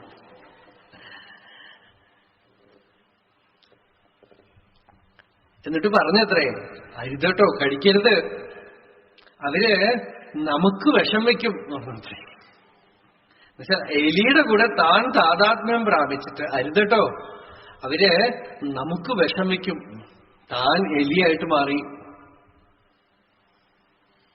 അവര് നമുക്ക് വിഷം വയ്ക്കും. രമണ ഭഗവാന് അതുപോലെ കുരങ്ങന്മാരെ പിടിച്ചുകൊണ്ട് വരാനായിട്ട് ഒരു ഗ്രൂപ്പ് വരും. കുറെ കുരങ്ങന്മാരെ പിടിച്ചോണ്ട് പോയി പല സ്ഥലങ്ങളും തമിഴ്നാട്ടിൽ. ആ സമയത്ത് പിടിച്ച് ലണ്ടനിലേക്ക് കൊണ്ടുപോവാ. അത് എന്തിനാന്ന് മനസ്സിലായില്ല, വല്ല ലാബ് ടെസ്റ്റ് ചെയ്യാനായിട്ടോ എന്തോ പരിപാടിയാണ്. അപ്പൊ തിരുവണ്ണാമലയ്ക്ക് ഈ ഗ്രൂപ്പ് വരണു. അപ്പൊ ആശ്രമത്തിലുള്ള കുരങ്ങന്മാരുടെ അടുത്ത് ഭഗവാൻ ഈ ന്യൂസ് കിട്ടിയത് പേപ്പറിൽ വായിച്ചപ്പോ മഹർഷി പറയാണ്, അടേ ഉങ്ങളെയെല്ലാം ലണ്ടനുക്ക് അഴിച്ചിന് പുറത്തേക്ക് ആള് വരണം, ജാഗ്രത. നിങ്ങളൊക്കെ ലണ്ടനിൽ കൂട്ടിക്കൊണ്ടു പോകാൻ പോവാണ്, ജാഗ്രതയായിട്ടിരിക്കണം. അത് ആശ്ചര്യം. അതിനുശേഷം ന്യൂസ് എന്താന്ന് വെച്ചാൽ തിരുവണ്ണാമലയിൽ ആ ഗ്രൂപ്പിന് ഒരു കുരങ്ങിനെ പോലും കിട്ടില്ല, ഒരു കുരങ്ങിനെ പോലും പിടികിട്ടില്ല. അവര് പോയി ഒളിക്കേണ്ട സ്ഥലത്ത് പോയി ഒളിച്ചു. അഹിംസ എന്ന് വെച്ചാൽ സർവാത്മഭാവമാണ്. ചട്ടമ്പിസ്വാമികള് ഒരിക്കല് ഈ മൃഗങ്ങളുടെ കഥ പറയുമ്പോൾ എനിക്കിങ്ങനെ ഓർമ്മ വരിക. ഇതുപോലെ ഒരാള്, ഒരു ഗവൺമെന്റ് ഓഫീസർ, അദ്ദേഹത്തിന്റെ വീട്ടില് ഊണ് കഴിക്കാൻ സ്വാമികളെ വിളിച്ചു. അദ്ദേഹം അന്നത്തെ സർക്കാർ ഓഫീസിൽ ധാരാളം പണം ഉണ്ടാക്കിയ ആളാ, പല വിധത്തിലും. അപ്പൊ സ്വാമി പറഞ്ഞു, അതേ ഞാൻ വരണോ ചോദിച്ചു. അല്ല സ്വാമി വരണം, ഞാൻ വരികയാണെങ്കിൽ കുറെ ഭക്തന്മാർ കൂടെ ഉണ്ടാവും, കുഴപ്പമില്ലല്ലോ. എത്ര പേര് വേണമെങ്കിൽ കൂട്ടി. ശരി, ഒരു 50 പേർക്ക്. അവര് വന്നാൽ അവര് ഓടിച്ചൊന്നും വിടരുത്. ഒന്നും ഓടിച്ചു വിടില്ല. ഒരു 50 പേർക്ക് ഇലയിട്ട് വെച്ചോളാന്നു. അടുത്ത ദിവസം സ്വാമി പോണ വഴിയിലുള്ള നായിനെയൊക്കെ വിളിച്ചുകൊണ്ട് പോയി. ഒക്കെ ചിട്ടായിട്ട് പോയത്ര. ഒരു 50 നായ കൂടെ ചെന്നിട്ട് വെട്ടുപ്പായിട്ട് ഓരോ ഇലയുടെ മുമ്പിലും ചിട്ടയായിട്ട് ഇരുന്ന് ഊണ് കഴിച്ചു. ആര് ചണ്ട കൂടരുതട്ടോ, ഒക്കെ ഇലയിലൊന്നും ബാക്കി വെക്കാതെ കഴിച്ചോളണം എന്ന് പറഞ്ഞു. എല്ലാ 50 ഇലയിലിരുന്ന് നല്ലവണ്ണം വെട്ടുപ്പായിട്ട് ഊണ് കഴിച്ച് അവസാനം ഒരു ശബ്ദം ഉണ്ടാക്കാതെ വരിവരിയായിട്ട് എണീറ്റ് പോയിത്രേ. അപ്പൊ പോകുമ്പോ സ്വാമിയുടെ അടുത്ത് ചോദിച്ചു, വീട്ടിലത്തെ ഓണർ ചോദിച്ചു, എന്താ സ്വാമി ഇത് എന്തു കഥയാ, ഇവരൊക്കെ വന്ന് ഇത്ര ചിട്ടയില്ല? അതൊക്കെ അവർക്ക് അറിയാം. പിന്നെയും ചോദിച്ചു, ഇതിന് പുറകിൽ വല്ലതും ഉണ്ടോ? അതോ ചോദിക്കേണ്ടിയിരുന്നില്ല. ഇവരൊക്കെ കഴിഞ്ഞ ജന്മത്തിൽ സർക്കാർ ഓഫീസിൽ ജോലി ചെയ്തവരാണ്, ഒരുപാട് കൈക്കൂലി വാങ്ങിച്ചതാണ്.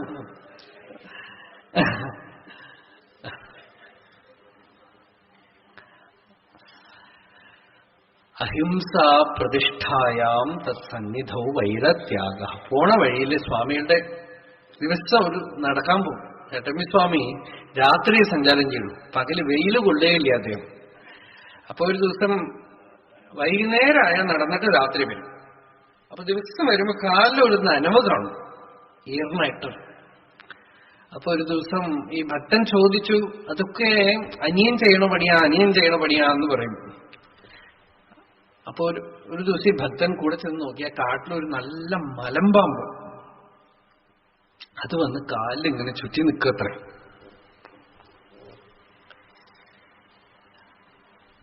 അഹിംസാ പ്രതിഷ്ഠായാം തത്സന്നിധൗ വൈരത്യാഗ. മഹർഷി വിരൂപാക്ഷ ഗുഹയില് രമണ മഹർഷി ഇരിക്കുമ്പോ ധാരാളം പുലി ഉണ്ടായിരുന്നു കാട്ടിലൊക്കെ. ചിറുത്ത പുലി എന്ന് പറയും, വലിയ പുലിയുണ്ട്. നമ്മള് ചീറ്റ എന്ന് പറയല്ലോ, അത് വലിയ പുലികളുണ്ടാവും, ചെറിയ ചെറിയ പുലികളുണ്ടാവും. ആ ചെറിയ പുലിക്ക് നമ്മളെ കേരളത്തില് തെക്കോട്ട് പോകുമ്പോ അവർ പട്ടീന്ന് കുളിക്കും, എന്നുവെച്ചാൽ അത്രയേ ഉള്ളൂ. പട്ടിയെ വെടിവെക്കാൻ പോയി എന്ന് പറയും. പട്ടി എന്താ, ഞാൻ വിചാരിച്ചു പട്ടിന്ന് വെച്ചാൽ നമുക്കിവിടെ നായാണല്ലോ. അങ്ങോട്ട് പോയി കഴിഞ്ഞാൽ അവർ ചിലർ പറയണത് പട്ടിന്ന് വെച്ചാൽ പുലിയെ വെടിവെക്കണമെന്ന്. പട്ടി എന്ന് ചെറിയ പുലിയായിരിക്കും, ചെറിയ പുലി വലിയ പുലിയൊക്കെ ഉണ്ടാവും. വാസുദേവ ശാസ്ത്രി എന്ന് പറയുന്ന ഒരു ഭക്തൻ, അയാള് കുളത്തിൽ കുളിക്കാൻ പോയതാ. പോയ സ്ഥലത്തൊരു പുലി പേടിച്ച് വരച്ച് ബഹളം കൂട്ടി മഹർഷിയുടെ അടുത്ത് വന്ന് മഹർഷിയുടെ അദ്ദേഹം തന്നെ പറഞ്ഞു, മഹർഷിയുടെ അടുത്ത് വന്നുകൊണ്ട് ഒരു ധൈര്യം. എന്നിട്ട് പുലിയുടെ അടുത്ത് മഹർഷി ഉമ്മർത്തിരിക്കുന്നുണ്ട്, ഉള്ളിൽ പോയി വാതിലടച്ചു. മഹർഷി പുറത്തുണ്ട്, വാതിലടച്ച് ജനലിൽ കൂടെ പറയാണ്, എടേ ഞാൻ യാറ് കൂടെ ഇരിക്കാൻ തരുമാ. പുലിയെ കണ്ടിട്ട് മഹർഷിയെ വെളിയിൽ വിട്ട് വാതിലടച്ചു. താൻ ഉള്ളിൽ പോയിട്ട് ജനലിൽ കൂടെ, ഞാൻ ആരുടെ കൂടെ ഇരിക്കണമെന്നറിയോ, എന്നെ ഒന്നും ചെയ്യാൻ പറ്റില്ല. അതപ്പോൾ ജനലിൽ കൂടെ വെള്ളം കൂട്ടാം. അപ്പൊ ഭഗവാൻ ചെന്നിട്ട് ആ പുലിയുടെ അടുത്ത് പറഞ്ഞു, പകൽ സമയത്തൊന്നും വരരുത്, ഇവിടെ മനുഷ്യരൊക്കെ വരണ സ്ഥലമാണ്, പോവും. കാളിയന്റെ അടുത്ത് കൃഷ്ണൻ പറഞ്ഞ പോലെ. അപ്പോ അഹിംസാ പ്രതിഷ്ഠായാം തത്സന്നിധൗ വൈരത്യാഗ. ഹിംസാൻ പറഞ്ഞിട്ട് സർവാത്മഭാവം വരുന്നവരെ അതുണ്ടായിക്കൊണ്ടേയിരിക്കും. ദ്വേഷം, വെറുപ്പ് നേച്ചറിലുണ്ട്. നമ്മൾ മനുഷ്യന്റെ ഉള്ളതൊക്കെ വരുന്നത് മൃഗശരീരത്തിലൊക്കെ കടന്നു വന്നിട്ടുണ്ടല്ലോ നമ്മുടെ. അപ്പൊ ആ വയലൻസ് ഒക്കെ നമ്മളുടെ ഉള്ളിലുണ്ടാവും. അതൊക്കെ നമ്മളുടെ ഉള്ളില് കുടിയിരിക്കുന്നുണ്ടാവും. അത് മുഴുവൻ കഴുകിക്കളഞ്ഞാലേ ചിത്തശുദ്ധാവുള്ളൂ. ശുദ്ധ പ്രേമം, പ്രിയം എന്ന് പറയുന്നത് ഭക്തിയുടെ പൂർണ്ണത. ഹിംസയേ ഇല്ല, വെറുപ്പേ ഇല്ല, ദ്വേഷമേ ഇല്ല, ശത്രുയ. ബ്രഹ്മഭുവനം ബ്രഹ്മഭൂതപരം പരാ.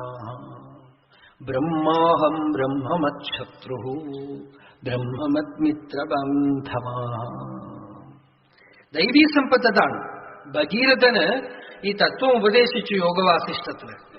ഭഗീരഥൻ എന്ത് ചെയ്തു എന്ന് വെച്ചാൽ, ശത്രു രാജാവ് ആക്രമിക്കാൻ വന്നിരിക്കാം. ഭഗീരഥൻ ചെന്നിട്ട് ആ ശത്രു രാജാവിനെ ആലിംഗനം ചെയ്തുകൊണ്ട് പറഞ്ഞു, ദാ ഈ സാമ്രാജ്യമൊക്കെ പിടിച്ചോളൂ, ശണ്ട കൂടാനൊന്നും ഞാനില്ല.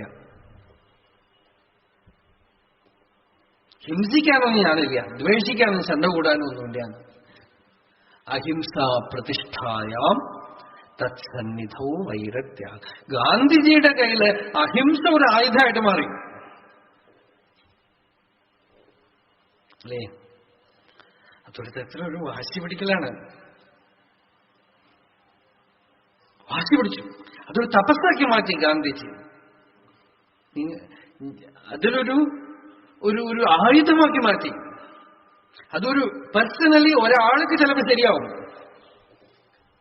കളക്റ്റീവായിട്ട് അഹിംസയെ ഗാന്ധി ഉപയോഗിച്ചത് ഗീത പറയുന്ന രീതിയിലല്ല. കാരണം കളക്റ്റീവായിട്ട് ആളുകൾ, അതിന് മുമ്പിലൊരു ഉദ്ദേശമുണ്ട്, സ്വാതന്ത്ര്യം കിട്ടുക എന്നൊരു ഉദ്ദേശമുണ്ട്, ബ്രിട്ടീഷ് സാമ്രാജ്യത്തിനെ ഇളക്കുക എന്നൊരു ഉദ്ദേശമുണ്ട്. അതിന് അഹിംസയെ ഒരു ആയുധമാക്കി മാറ്റി.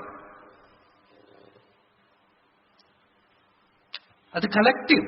ഗാന്ധി ഒരാൾക്ക് അത് സാധ്യമാവും. അതുപോലെ ആ ഐഡിയൽ എടുത്തുകൊണ്ട് ജീവിക്കുന്ന ആളുകൾക്ക് അത് സാധ്യമാവും.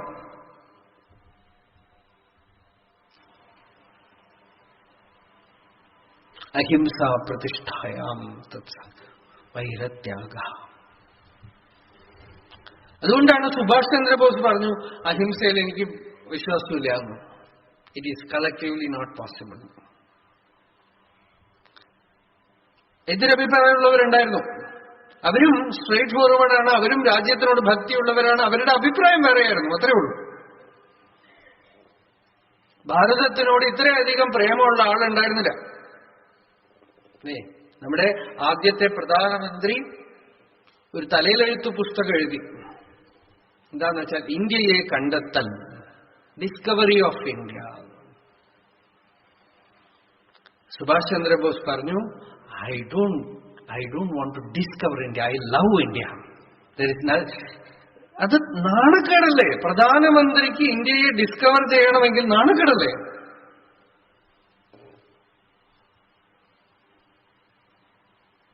There is nothing to discover. I love India. അത്രയും വലിയ മഹാത്മാവാണ്. പക്ഷെ അദ്ദേഹം പറഞ്ഞു ഈ അഹിംസ ഒന്നും ശരിയാവില്ല, ഏതെങ്കിലും ഒരു ചണ്ടവും. അപ്പൊ അഹിംസ, ബുദ്ധൻ അഹിംസ പറഞ്ഞു അല്ലേ? ബുദ്ധൻ ജനിച്ച ഒരു സമയം, അങ്ങനത്തെ ഒരു കാലഘട്ടമാണ്. രാജാക്കന്മാർ പരസ്പരം വൈരം, യുദ്ധം. ആ സമയത്ത് ഒരു ഹൃദയസ്പർശിയായ ഒരു കഥയുണ്ട്. ഒരു ദിവസം മഗധയില് ആരുടെയൊക്കെ വീട്ടുകളിൽ ആയുധങ്ങളുണ്ടോ ആയുധങ്ങളൊക്കെ ചലച്ചു, ശബ്ദം ഉണ്ടാക്കിയത്രേ. എല്ലാവരും അതിനെക്കുറിച്ച് ചർച്ച ചെയ്യാണ്. രാജാവിന്റെ ആയുധപ്പുരയിലൊക്കെ ആയുധങ്ങളൊക്കെ വെട്ടിത്തിളങ്ങി. ജ്യോതിഷികളെ വിളിച്ച് ജ്യോത്സ്യം വെച്ച് നോക്കി. ഇതൊക്കെ കഥയാണ്. അപ്പൊ ജ്യോതിഷികൾ പറഞ്ഞു, എന്തോ ഒരു അശുഭ സൂചനയാണ് എന്ന് പറഞ്ഞു. ആ സമയത്ത് ഒരു ബ്രാഹ്മണൻ വന്ന് പറഞ്ഞു, എന്റെ വീട്ടിലൊരു കുട്ടി ജനിച്ചിട്ടുണ്ട്. ആ കുട്ടി ജനിച്ച സമയത്താണ് ഈ സൂചനകളൊക്കെ ഉണ്ടായത്. അതുകൊണ്ട് അവനെ ഉപേക്ഷിക്കണമെന്ന് ഞാൻ തീരുമാനിച്ചിരിക്കുകയാണ്. അവനെ കാരണം വലിയ ദുരിതം ഉണ്ടാവുമെന്നാണ് പറയണതെന്ന്. ഇപ്പൊ രാജാവ് പറഞ്ഞു, ബുദ്ധൻ എനിക്ക് പറഞ്ഞു തന്നിട്ടുണ്ട് ആരെയും വെറുക്കരുതെന്ന്, അതും പ്രത്യേകിച്ച് ഒരു ചെറിയ കുട്ടി, ആ കുട്ടിയെ ദ്വേഷിക്കരുതെന്ന് പറഞ്ഞു. അഹിംസകൻ എന്ന് പേര് വെച്ചു അത്ര ആ കുട്ടിക്ക്. ഈ അഹിംസകൻ നല്ല ശാസ്ത്രം പഠിച്ച് വിദ്വാനായിട്ട് ഒക്കെ വളർന്നു വന്നു. അയാളെ എവിടെയോ ഒരു പാഠശാലയിൽ കൊണ്ടാക്കി. പാഠശാലയിൽ ഗുരുവിന് വലിയ പ്രിയമായിരുന്നു, ഗുരു പത്നിക്ക് വലിയ പ്രിയമായിരുന്നു. ഒരു ദിവസം ആ പാഠശാലയിലുള്ള പിള്ളേരൊക്കെ കൂടെ ഇയാളോടുള്ള അസൂയ കാരണം ഗുരുവിനടുത്ത് എന്തോ പറഞ്ഞ് ഒപ്പിച്ചു. ഇവൻ എല്ലാം അറിയുന്ന, അഭിമാനിക്കണോ, അഹങ്കരിക്കണോ, നിങ്ങളെക്കാളും അവനോടാണ് നിങ്ങളുടെ പത്നിക്ക് ബഹുമാനം, അവന്റെ അടുത്താണ് എല്ലാം ചോദിച്ച് മനസ്സിലാക്കണത് എന്നൊക്കെ പറഞ്ഞപ്പോ ഗുരു പാഠശാലയിൽ നിന്ന് തള്ളിവിട്ടു. ഈ കുട്ടി വീട്ടിലേക്ക് ചെന്നപ്പോ അച്ഛൻ പറഞ്ഞു, പാഠശാലയിൽ നിന്ന് തള്ളിവിട്ട ആളെ എനിക്ക് എടുക്കാൻ വയ്യാന്ന് അച്ഛൻ വീട്ടിൽ നിന്ന് ഓടിച്ചു വിട്ടു. ഇത്രേ എവിടെ ചെന്നാലും, ഏത് പാഠശാലയിൽ ചെന്നാലും പാഠശാലയിൽ നിന്ന് തള്ളിവിട്ട പയ്യൻ എന്ന് പറഞ്ഞ് എല്ലാവരും ഉപേക്ഷിച്ച് അവസാനം ഇവന്റെ ഉള്ളിൽ കിടന്ന വയലൻസ് പൊന്തി. സമൂഹത്തിനോട് മുഴുവൻ വിരോധമായി, വിദ്വേഷമായി. കാട്ടില് തനിച്ച് നടന്നു പോകുമ്പോ ഒരു കൊള്ളക്കാരനെ ആക്രമിക്കാൻ വന്നു. ഇവൻ ആ കൊള്ളക്കാരനെ ആക്രമിച്ച് അവനെ നിഷ്പ്രഭനാക്കി അവന്റെ വിരല് മുറിച്ചിട്ട് കഴുത്തിൽ മാല കെട്ടിയിട്ടു. അന്നു മുതൽ തുടങ്ങി കാട്ടിൽ ഒരു കൊള്ളക്കാരനായിട്ട് മാറി. നാട്ടിൽ നിന്ന് പോണവരെയൊക്കെ ആക്രമിക്കുക, വിരല് മുറിച്ചെടുക്കുക, കഴുത്തിൽ മാലയിടുക. അങ്കുലിമാല എന്ന് പേര് വന്നു. എന്റെ പേരാരാ? എന്താ അഹിംസകനൊക്കെ മാറിപ്പോയി അങ്കുലിമാല എന്ന് പേരായി. രാജാവിന്റെ സൈന്യമൊക്കെ പോയാൽ പോലും ജയിക്കാൻ വയ്യാന്നാണ്. അപ്പോഴാണ് ഈ പ്രസേനജിത്ത് രാജാവ് ബുദ്ധന്റെ അടുത്ത് ചെന്ന് പറയണത്, ഞാൻ വലിയ സൈന്യവുമായിട്ട് ചെന്ന് ഇവനെ ആക്രമിക്കാൻ പോവാണ്, അത്രയും പേരെ കൊന്നു കഴിഞ്ഞു അവൻ. അപ്പൊ ബുദ്ധൻ പറഞ്ഞു അത്രേ, ഞാനൊന്ന് ആ വഴിക്ക് പോവാം. പ്രിയം കൊണ്ട് അഹിംസ കൊണ്ട് സാധിക്കാത്തതൊന്നുമില്ല എന്ന് പറഞ്ഞ് ബുദ്ധൻ അങ്ങടേക്ക് പോവാണ്. അപ്പൊ ഇവരൊക്കെ പിന്തിരിപ്പിക്കുകയാണ് ബുദ്ധ ഭഗവാനെ, പോകരുതെന്നത്. പോയി കുറച്ചു ദൂരം പോകുമ്പോ ആ വഴിക്ക് ആരും പോവാതെയായി. അപ്പോ അങ്കുലിമാല ആക്രമിക്കാൻ വരികയാണ് ബുദ്ധനെ. ബുദ്ധ ഭഗവാൻ ശാന്തമായിട്ട് പതുക്കെ നടന്നുകൊണ്ടിരിക്കുകയാണ്. ഇയാള് കയ്യിലെ അരിവാളുമായിട്ട് ആക്രമിക്കാൻ വരണു. ബുദ്ധൻ ശാന്തമായിട്ട് നടക്കണു, എങ്കിലും ഇയാൾക്ക് അടുക്കാൻ വയ്യ. ഇയാൾ ബുദ്ധനോട് പറഞ്ഞു അത്ര, നിൽക്കൂ എന്ന് പറഞ്ഞ് നിലവിളിക്കാം. ഇപ്പൊ ബുദ്ധൻ തിരിച്ചു നിന്നിട്ട് പറഞ്ഞു, ഞാൻ നിന്നുകൊണ്ടേയിരിക്കുകയാണ്, നീയാണ് ചലിച്ചുകൊണ്ടേയിരിക്കുന്നത്, എനിക്ക് ചലനമേ ഇല്ല, നീയാണ് സദാ ചഞ്ചലമായിട്ടിരിക്കുന്നത്. അപ്പൊ ഈ അങ്കുലിമാല പറയണം, എന്റെ ഉപദേശമൊന്നും എനിക്ക് കേൾക്കണ്ട, നിന്റെ വിരല് എനിക്ക് വേണം, എടുത്തോളൂ. വിരല് മാത്രമല്ല, അതോടുകൂടെ നിന്റെ ജീവന് ഞാൻ എടുക്കും, അതുകൊണ്ട് നിനക്ക് ശാന്തി ഉണ്ടാവുമെങ്കിൽ എടുത്തോളൂ. ആ ശാന്തി എന്നുള്ള വാക്ക് അയാളുടെ ഉള്ളിൽ സ്പർശിച്ചു. നമ്മുടെ ഭഗവാൻ പറയും, പക്വമായ ആൾക്ക് ശാന്തിയെ നിന്റെ സ്വരൂപമാണെന്ന് ഗുരു പറയുമ്പോ തന്നെ സാക്ഷാത്കാരം ഉണ്ടാവുന്നു. ശാന്തി കിട്ടുമെങ്കിൽ എടുത്തോളൂ. ഇവൻ കരഞ്ഞുകൊണ്ട് ബുദ്ധന്റെ മുമ്പിൽ വീഴാണ്. ബുദ്ധൻ പറഞ്ഞു, നീ ചെയ്തതൊക്കെ നിനക്ക് നീ പ്രായശ്ചിത്തം ചെയ്ത് സ്വതന്ത്രമാവും. പശ്ചാത്താപം കൊണ്ടെല്ലാം കഴുകിക്കളഞ്ഞു. അങ്കുലിമാല ബുദ്ധന്റെ സന്യാസ സംഘത്തിൽ ഒരാളായിട്ട് മാറി. അഹിംസ കൊണ്ട് ഹിംസയെ ജയിക്കാൻ. പിന്നീട് അങ്കുലിമാല ഭിക്ഷ എടുക്കാൻ പോയ സമയത്ത് ആളുകൾ മനസ്സിലാക്കിയത് അങ്കുലിമാലയാണെന്ന് മനസ്സിലാക്കി. അയാളെ അടിച്ചു.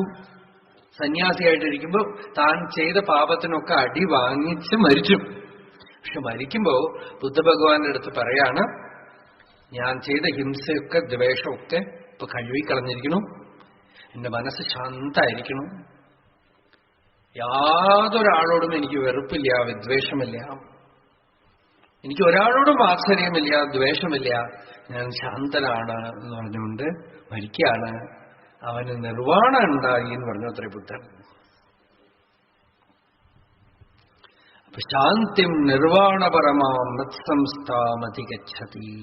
അഹിംസ വലിയൊരു ആദർശം. അഹിംസ സമൂഹത്തിന് പറ്റില്ല അല്ലേ? മിലിറ്ററിക്കാരോട് പോയി അഹിംസ പറയാൻ പറ്റില്ല. കാരണം അങ്ങനെ ഒന്ന് അംഗീകരിച്ചു കഴിഞ്ഞാൽ പിന്നെ അവിടെ നടക്കില്ല. അതുകൊണ്ടാണ് ആദ്യം മുതൽ പറയുന്നത് ഇതൊക്കെ സാധകന്മാർക്ക് വേണ്ടിയിട്ടാണ്, അധ്യാത്മ സാധകർക്ക് വേണ്ടിയുള്ളതാണിതെന്ന് നല്ലവണ്ണം അറിഞ്ഞോളണം. അധ്യാത്മ സാധകന്റെ മാർഗം വേറെയാണ്, ലൗകികന്റെ മാർഗം വേറെയാണ്. യൂയം യൂയം വയം വയം അർത്ഥകാമപരാ യൂയം നാരായണപരാ വയം തസ്മാത് സർവേഷു കാലേഷു യൂയം യൂയം വയം വയം. ആ വഴി വേറെ, ഇത് വേറെയാണ്. അപ്പൊ അഹിംസ അവിടെ പോയി പറയാൻ വയ്യ. അധ്യാത്മ സാധന, പ്രത്യേകിച്ച് ഭക്തി സാധന, ഭക്തി സാധനയിൽ ഹിംസ വയ്യ.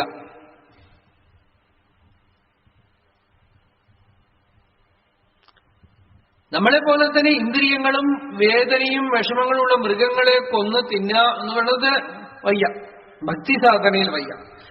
വെജിറ്റേറിയനിസം പ്രചരിപ്പിക്കാനും സനാതനധർമ്മം തയ്യാറല്ല. ആരാണ് നോൺ വെജിറ്റേറിയൻ ആയിട്ടിരിക്കണോ അത് ഭക്ഷിക്കണോ അതൊന്നും നിങ്ങളോട് വേണ്ടെന്ന് പറഞ്ഞ് ശണ്ടയിൽ. പക്ഷെ ഈ ഭക്തി സാധനയ്ക്ക് ഇതൊന്നും ചേരില്ല.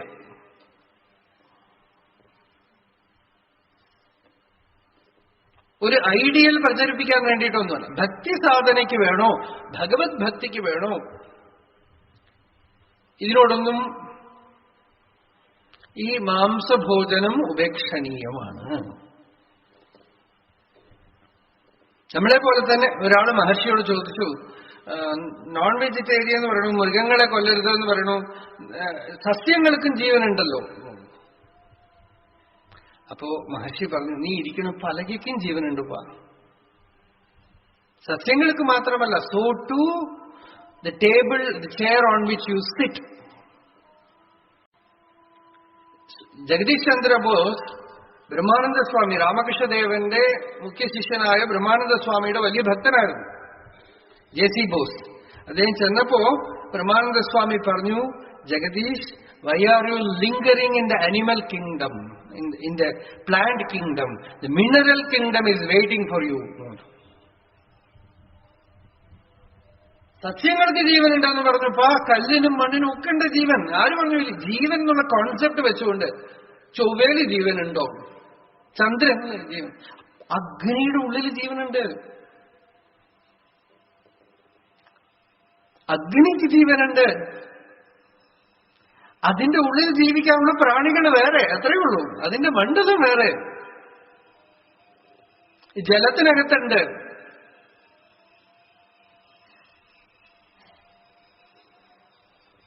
നമുക്കിവിടെ ഇത്തിരി തണുക്കുമ്പോഴേക്കും ഇരിക്കാൻ വയ്യ അല്ലേ?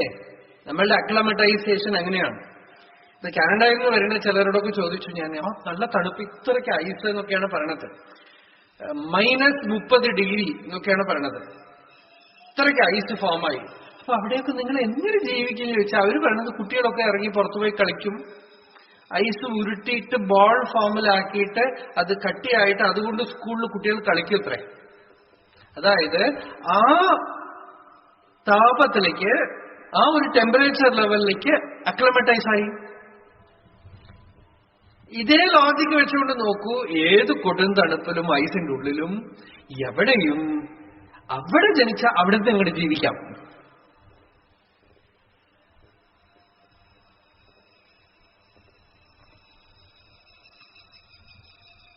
അപ്പൊ പോട്ടെ, നമ്മൾ വിഷയം വിട്ടു. മൃഗങ്ങൾക്ക് ജീവനുണ്ട് എന്ന് പറഞ്ഞ മൃഗങ്ങൾ നമ്മളുടെ കൂടെ നമ്മളോട് പ്രിയമായിട്ട് ജീവിക്കുന്നത് ഒരു ആടിനെയൊക്കെ വളർത്തിയിട്ട് പിന്നെ അതിനെങ്ങനെ കൊന്നു തിന്നും?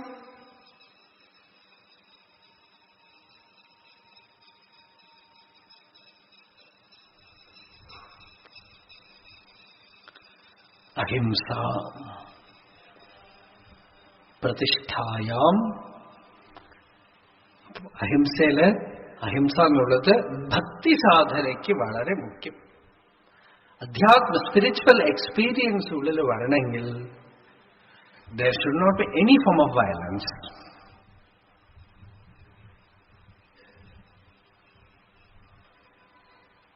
വെറുപ്പ്, ദ്വേഷം, അല്ലെങ്കിൽ നമ്മളുടെ സ്വാർത്ഥതയ്ക്ക് വേണ്ടിയിട്ട്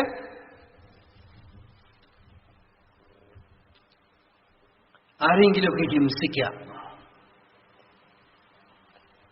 അഭയം സർവഭൂതേഭ്യ. എന്നിൽ നിന്ന് ആർക്കും ഭയമില്ല, ഞാൻ ആരോടും വാത്സര്യത്തിനില്ല. അതാണ് ഭാഗവതം പറയുന്നത്, നിർമത്സരാണാം സതാം വേദ്യം. ഞാൻ ആരോടും വാത്സര്യത്തിന് കോമ്പറ്റീഷനേ ഇല്ല. ആര് വേണമെങ്കിൽ മുമ്പിൽ പോയിക്കോളൂ, എന്ത് വേണമെങ്കിൽ എടുത്തോളൂ. ഞാൻ ഹിംസിക്കാനില്ല, ചണ്ട കൂടാനില്ല, ദ്വേഷിക്കാനില്ല, വെറുക്കാനില്ല. ഇതൊക്കെ തന്നെ ശാന്തിയെ ഭഞ്ജനം ചെയ്യുന്ന ഈ തീവ്ര വികാരങ്ങളൊന്നും ഒരു യോഗി അകമയ്ക്ക് സ്വീകരിക്കാൻ തയ്യാറല്ല എന്നർത്ഥം. അഹിംസ ഒരു ധർമ്മം. അഹിംസ പരമോ ധർമ്മ.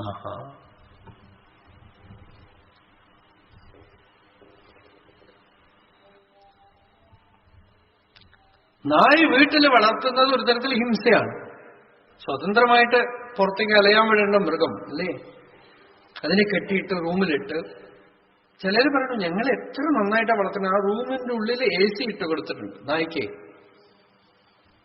അതിന് TV ഉണ്ട്. അത്ര ഒരു വീട്ടിലെ നായ്ക്ക് TV.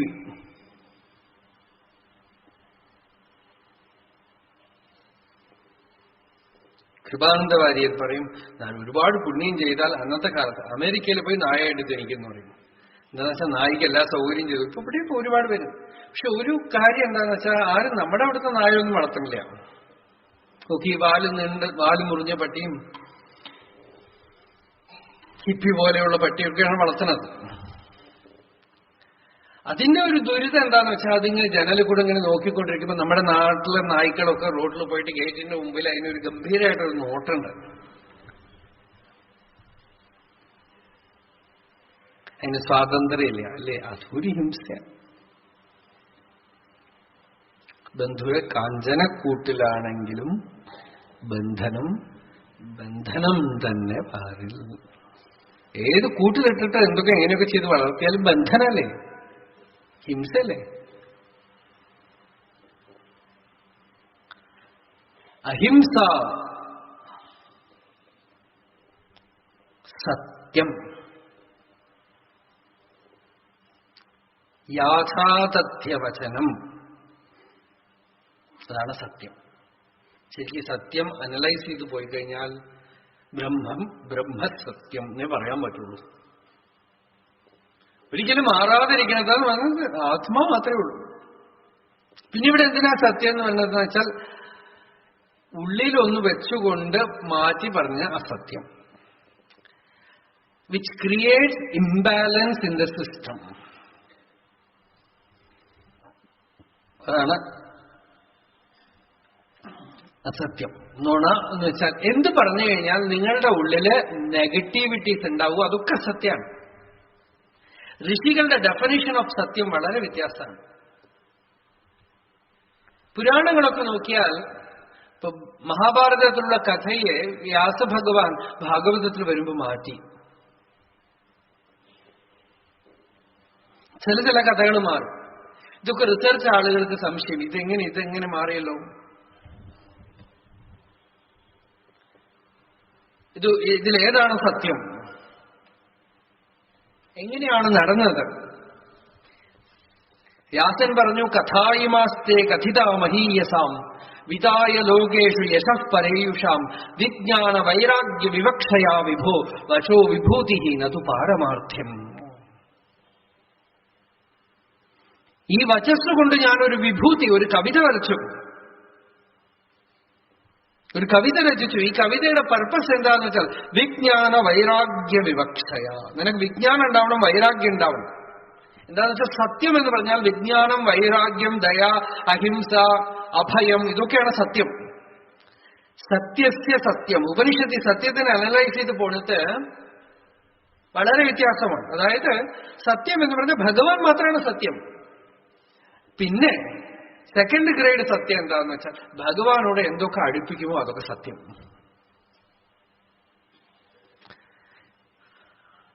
സത്യം എന്ന് വെച്ചാൽ ബ്രഹ്മം. ആ ബ്രഹ്മജ്ഞാനത്തിന് ഉപയുക്തമാവുന്നതൊക്കെ സത്യം. ഒരു കഥ വരുന്ന വഴിയില് എന്തോ ഒരു കാണാൻ പറ്റാത്ത എന്തോന്ന് കണ്ടു. നമ്മൾ തന്നെ ചിലപ്പോൾ ചെയ്യും. ചിലതൊക്കെ നമ്മള് എന്തോ ചീത്ത കാര്യം പറഞ്ഞു പോകുമ്പോൾ കുട്ടികൾ അതെന്താണ് എന്ന് ചോദിക്കും നടുവിൽ വന്നിട്ട്. അപ്പൊ നമ്മൾ കഥ അങ്ങോട്ട് മാറ്റിയിട്ട് അയാൾക്ക് കേൾക്കുമ്പോ ഇഷ്ടമാവുന്ന രീതിയിൽ പറയും അല്ലേ? ഇത് നുണയാണോ സത്യമാണോ? സത്യമാണ്. അയാളുടെ ഉള്ളില് നെഗറ്റിവിറ്റീസ് വരാതെ രക്ഷിക്കാൻ നിങ്ങൾ പറയുന്ന വചസ് സത്യമാണ്.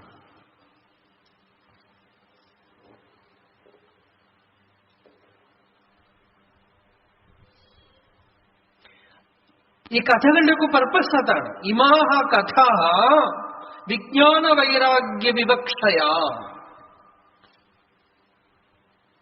ഈ കഥകളൊക്കെ പറയണത് എന്തിനാന്ന് വെച്ചാൽ നിനക്ക് വിജ്ഞാനം ഉണ്ടാവണം, വൈരാഗ്യം ഉണ്ടാവണം, ദയ ഉണ്ടാവണം, ത്യാഗം ഉണ്ടാവണം, സത്യനിഷ്ഠ ഉണ്ടാവണം, തപസ് ഉണ്ടാവണം, ആർജവം ഉണ്ടാവണം.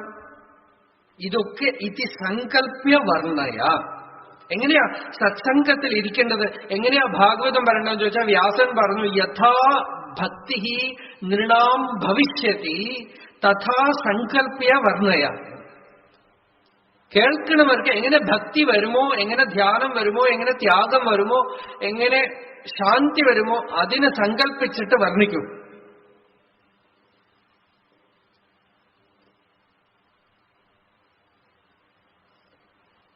അല്ലാതെ ഹിസ്റ്ററി പറഞ്ഞിട്ട് നമുക്ക് എന്ത് കാര്യം അല്ലേ? ഇവര് ജനിച്ചു, ഇവര് മരിച്ചു, ഇവര് യുദ്ധം ചെയ്തു, ഇവര് ശണ്ട കൂടി, 1896 ഇത് നടന്നു. രാഷ്ട്രീയക്കാർ പ്രസംഗിക്കുള്ളൂ. 1955 എന്ത് നടന്നു അവനൊന്നും അറിയില്ല. നമ്മൾ തിരിച്ചു ചോദിച്ചാൽ അവനൊന്നും പറയാനില്ല. ഇവിടെ എന്ത് സംഭവിച്ചു എന്ന് പറയും. കുറേ എന്ത് സംഭവിച്ചു എന്ന് പറയുന്നേ. ചരിത്രത്തിലെ ഹിസ്റ്ററിയിൽ ഇങ്ങനെ പഴയ കഥകളൊക്കെ അവിടെ എന്ത് നടന്നു, ഇവിടെ നിന്ന് നടന്നു, ഈ വർഷം എന്തൊരു ബുദ്ധിമുട്ടാ സ്കൂളിൽ പഠിക്കുമ്പോഴേ ഈ വർഷം ഓർമ്മ വയ്ക്കണം.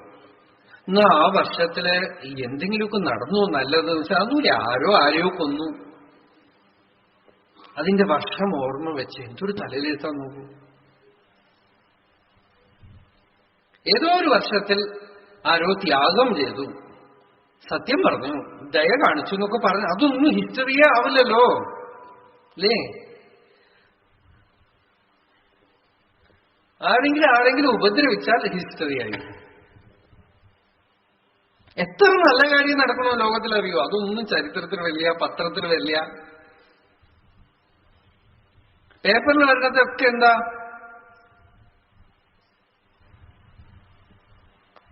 ഇവര് കൊന്നു, അവര് മരിച്ചു, ഇവര് ചണ്ട കൂടി, അവരെ കുറിച്ച് ഇങ്ങനെ പറഞ്ഞു, അവരിങ്ങനെ കുറിച്ച് ഇങ്ങനെ പറഞ്ഞു. പരന്ന ദൂഷണം അല്ലേ? പരദൂഷണം എന്ന് പറഞ്ഞാൽ പരന്ന് കിടക്കണം വായിക്കാൻ. അത് സത്യമാണോ? സത്യത്തിനെ അതേപടി ചൊല്ലുക, സത്യമാണോ? ഭാഗവതം വായിച്ച കണ്ണിൽ കണ്ണീർ വരണ്ടോ സത്യം? ഭഗവത് ധ്യാനം ചെയ്യുമ്പോൾ ഹൃദയത്തിലൊരു സരളത, നൈർമല്യം വരണ്ടോ സത്യം? ശാന്തി വരണ്ടോ സത്യം? ആർജവത വരണ്ടോ സത്യം? അഭയം വരണ്ടോ സത്യം? ദൈവീ സമ്പത്തുകളെ ഉണ്ടാക്കുന്ന വാക്കിനെ സത്യം എന്ന് പറയും. ആണ് സത്യത്തിന്റെ ഡെഫിനിഷൻ. അല്ലാതെ സത്യം എന്ന് പറഞ്ഞാൽ എന്ത് നിരൂപണം ചെയ്യും പറയൂ? കണ്ടതുപോലെ പറയാ. ചിലപ്പോൾ കണ്ടതുപോലെയൊന്നും ആയിരിക്കില്ല. നിങ്ങൾക്ക് പലതും തോന്നും. നമ്മളുടെ മൈൻഡ് ഇന്റർപ്രറ്റ് ചെയ്തതാണ് നമ്മൾ പറയണതേ അല്ലേ? പല ആളുകളും കണ്ടതുപോലെ എന്നാണ്. നമ്മളുടെ മനസ്സ് എന്ത് കാണാനുള്ള ശക്തിയാണ് നമുക്കുള്ളത്?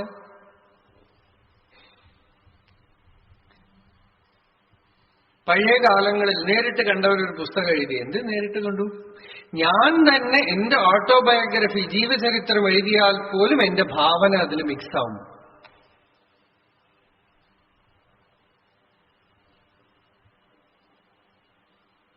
അപ്പൊ എഴുതണമെങ്കിൽ എന്താ പർപ്പസ്? അതുകൊണ്ട് ആർക്കെങ്കിലും ശാന്തി ഉണ്ടാവുമോ, സമാധാനം ഉണ്ടാവുമോ, അറ്റ്ലീസ്റ്റ് ഒരു രസമെങ്കിലും ഉണ്ടാവണമെങ്കിൽ ആവാം. ജസ്റ്റിഫൈഡ്. അല്ലെങ്കിൽ അതിലുള്ള വെറുപ്പ്, ദ്വേഷം, നെഗറ്റീവായിട്ടുള്ള സൈറ്റ്സ് അല്ലേ? സാഹിത്യം ഒക്കെ പറഞ്ഞിട്ട് ഇപ്പൊ ആളുകൾ അതൊക്കെ വൃത്തികേടുകളൊക്കെയാണ് എഴുതുന്നത്. കണ്ടേജിയസ് ആയിട്ട് രോഗം പരക്കാൻ വെക്കണ പോലെ വൃത്തികേടുകളൊക്കെ പ്രചരിപ്പിക്കാം. ചോദിച്ചാൽ നടന്നത് പറയുകയാണെന്നാണ്. ഗാന്ധിജി പോലും തന്റെ ജീവിതത്തിലുള്ള ദുരാചാരങ്ങളെയൊക്കെ എഴുതി കഴിഞ്ഞപ്പോ ഗാന്ധി തന്നെ പറയേണ്ട, ചിലരൊക്കെ ലെറ്റർ എഴുതിയത്ര ഗാന്ധിക്ക്, ഇത്ര കാലം ഉണ്ടായിരുന്നില്ല, ഇത് വായിച്ചിട്ട് ഇപ്പൊ ഞാനും അതൊക്കെ തുടങ്ങിയിരിക്കണമെന്നാണ്.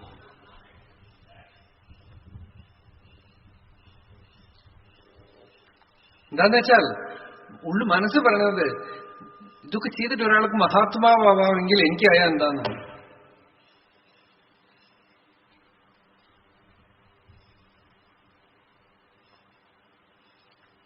സത്യം അതൊരു റിസർച്ച് ചെയ്യേണ്ട ഒരു വിഷയമാണ്. മൗനമാണ് നല്ലത്. ഋഷികൾ പറഞ്ഞു, കേൾക്കുമ്പോൾ ശാന്തി ഉണ്ടാവണ കാര്യം പറയാം, ചിലത് പറയാൻ പറ്റില്ലെങ്കിൽ മിണ്ടാണ്ടിരിക്കുക. മൗനം. നുണ പറയണ്ട, മൗനമായിട്ടിരിക്കുക. പക്ഷെ കഥകള്, കാവ്യങ്ങള് ഒക്കെ സത്യമാണോ? ശാകുന്തളം മഹാഭാരതത്തിൽ എളുപ്പത്തിൽ കഴിഞ്ഞുപോയ ഒരു കഥയെടുത്തിട്ട് അഭിജ്ഞാന ശാകുന്തളമാക്കി മാറ്റിയ കാളിദാസൻ നുണയിലേ പറഞ്ഞു.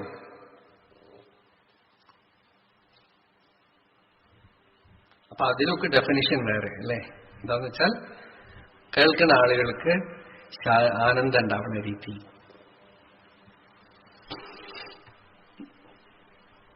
ഭക്തി ഉണ്ടാവുകയാണെങ്കിൽ, ശാന്തി ഉണ്ടാവുകയാണെങ്കിൽ ശരി. അപ്പോ സത്യം എന്ന് വെച്ചാൽ അനൃത വചനം ഇല്ലാതിരിക്കുക എന്ന് പറഞ്ഞാൽ അധികം സംസാരിക്കാതിരിക്കണം. വ്യവഹാരത്തിൽ ഞാൻ സത്യമേ പറയുള്ളൂ എന്ന് പറഞ്ഞ് നമ്മൾ തീരുമാനിക്കുമ്പോ അതൊരു തപസ്സാണ്. അതായത് നമ്മളുടെ ഈഗോവിനെ രക്ഷിക്കാനായിട്ട് എന്തെങ്കിലുമൊക്കെ നമ്മൾ പറഞ്ഞു പോയാൽ അത് കള്ളമാണ്. പക്ഷേ പാരമാർത്ഥികത്തില് അത് ഋഷികൾക്ക് കാണുന്ന ഒരു ദർശനമാണ്. ചന്ദ്രശേഖര ഭാരതി സ്വാമികൾ അടുത്ത് 2 ചെറുപ്പക്കാർ വന്നു, 2 ബ്രാഹ്മണ പയ്യന്മാർ വന്നു. അവരെടുത്ത് സ്വാമികൾ ചോദിച്ചു, നിങ്ങള് സന്ധ്യാവന്തനം ചെയ്യണ്ടോ, ത്രികാല സന്ധ്യാവന്തനം ചെയ്യണ്ടോ എന്ന് ചോദിച്ചു. അതിലൊരുത്തൻ പറഞ്ഞു, എനിക്ക് ചെയ്യാൻ സമയം കിട്ടണില്ല, ഞാൻ ചെയ്യണില്ല എന്ന്. വേറൊരുത്തൻ പറഞ്ഞു, ഞാൻ ചെയ്യുന്നുണ്ട് എന്നൊരു അരകുറയായിട്ട് പറഞ്ഞു. അവൻ നുണയാണ് പറഞ്ഞത്. ഇവര് പോയ ശേഷം സ്വാമികളുടെ ഒരു ഭക്തൻ എടുത്ത് ചോദിക്കുകയാണ്, നിന്റെ അഭിപ്രായത്തിൽ ഈ 2 പേരിൽ ആരാണ് ബെറ്റർ? ആ ഭക്തൻ പറഞ്ഞു, തീർച്ചയായിട്ടും ആദ്യത്തെ ആൾ. എന്താന്ന് വെച്ചാൽ സന്ധ്യാവന്തനം ചെയ്യണില്ല എന്ന് അവൻ പറഞ്ഞു. സ്വാമികൾ പറഞ്ഞു, അങ്ങനെയല്ല, അവൻ ചെയ്യണില്ല എന്നും പറഞ്ഞു ഒരു തെറ്റിനെ ജസ്റ്റിഫൈ ചെയ്തിട്ട് ചെയ്യണില്ല എന്ന് പ്രഖ്യാപിച്ചു കഴിഞ്ഞു. ഇനി അവൻ ശരിയാവില്ല.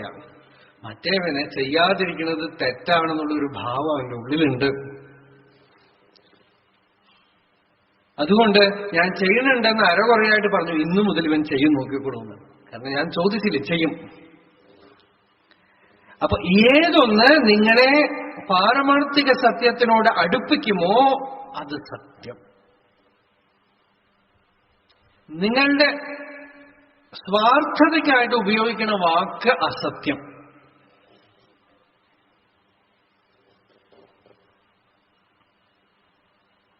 ഇതൊക്കെ എങ്ങനെ അറിയും?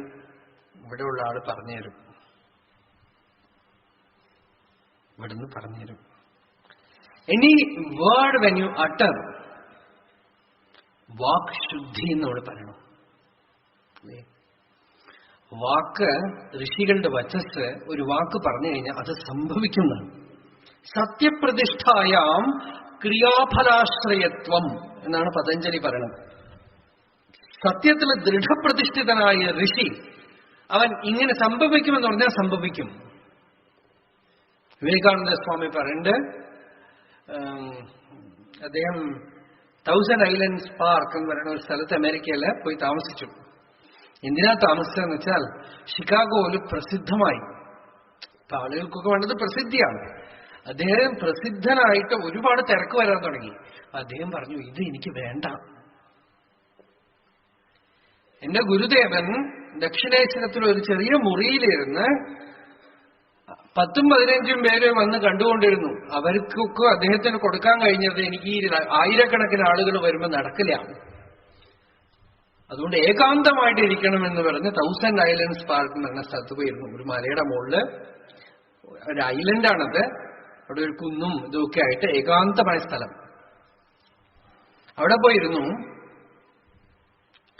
ഒരു 2 സ്ത്രീകള് സ്വാമികളുടെ ടോക്ക് എവിടെയോ കേട്ടവര് അന്വേഷിച്ച് പിടിച്ച് രാത്രി ഒരുപാട് ബുദ്ധിമുട്ടി, മഴയില്ല, വളരെ വിഷമം പിടിച്ച സ്ഥലത്ത്. നോക്കുക, ജിജ്ഞാസ അതാണ്. അത് ഈ ആദ്യം പറഞ്ഞില്ലേ, ഈ ഉള്ളിലുള്ള സ്പിരിച്വൽ ഫോഴ്സ് അത് ലോകം മുഴുവനുണ്ട്, ജനങ്ങളുടെ ഉള്ളിലൊക്കെ ഉണ്ട്. That power to get released.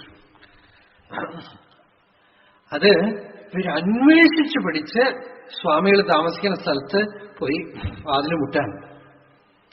അപ്പൊ സ്വാമി വന്ന് തുറന്നിങ്ങനെ നിന്നു.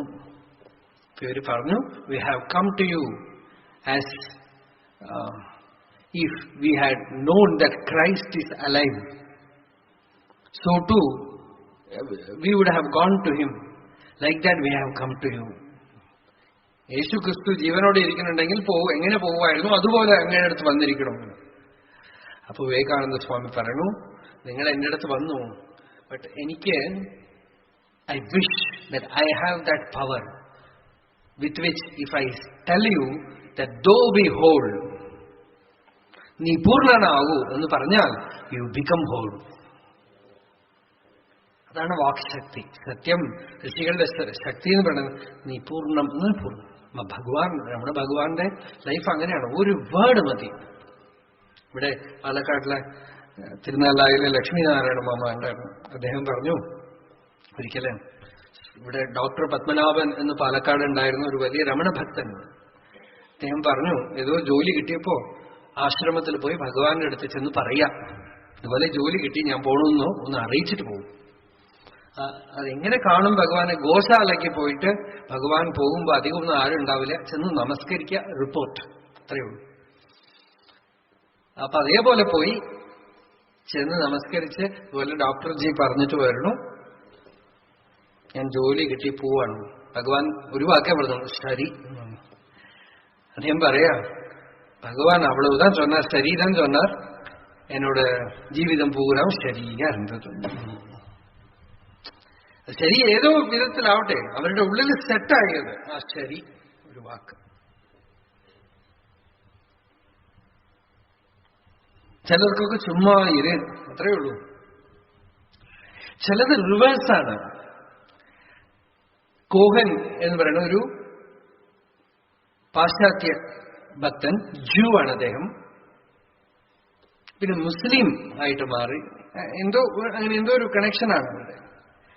അദ്ദേഹം ഭഗവാനെ കാണാൻ വരുമ്പോ തലയില് തൊപ്പി, കാലില് ഷൂ, പാൻഡൊക്കെ ആയിട്ടാണ് വരുന്നത്. അപ്പൊ അവിടെ ഉള്ള ചില അറ്റൻഡൻസ് ഒക്കെ ഉണ്ട്, അവർക്കൊക്കെ ഭയങ്കര ദേഷ്യം. അതൊക്കെ അഴിച്ചു വെച്ചിട്ട് വരൂ, പാൻറ് ഇട്ടിട്ടൊന്നും വരാൻ പാടില്ല, ഷൂ ഇട്ടിട്ടൊന്നും ഇവിടെ വരാൻ പാടില്ല, തൊപ്പി ഇട്ടിട്ട് വരാൻ പാടില്ല എന്നൊക്കെ ആരൊക്കെ പറഞ്ഞു.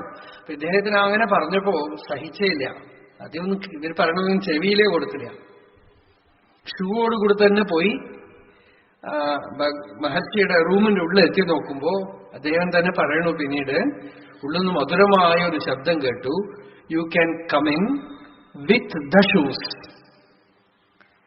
ഷൂ ഇട്ടുകൊണ്ട് തന്നെ ഉള്ളിൽ വന്നോളൂ എന്ന് പറഞ്ഞ് ഇംഗ്ലീഷിൽ പറഞ്ഞു അത്രേ. അപ്പൊ നോക്കൂ, ആശ്ചര്യം എന്താന്ന് വെച്ചാൽ ഇത്ര നേരം അവർ ഷൂ അഴിച്ചിട്ട് വരൂ, തൊപ്പി അഴിച്ചിട്ട് പോകും എന്നൊക്കെ പറഞ്ഞൊന്നും കേട്ടില്ല. Now you can come in with the shoes എന്ന് പറഞ്ഞത് ഉടനെ ഷൂ ഒക്കെ അഴിച്ചു വെച്ചു, തൊപ്പിയൊക്കെ അഴിച്ചു വെച്ചു. നമ്മൾ ചോദിക്കും, ഇപ്പൊ ഗുരു പറഞ്ഞത് അനുസരിച്ചില്ല എന്നാണോ?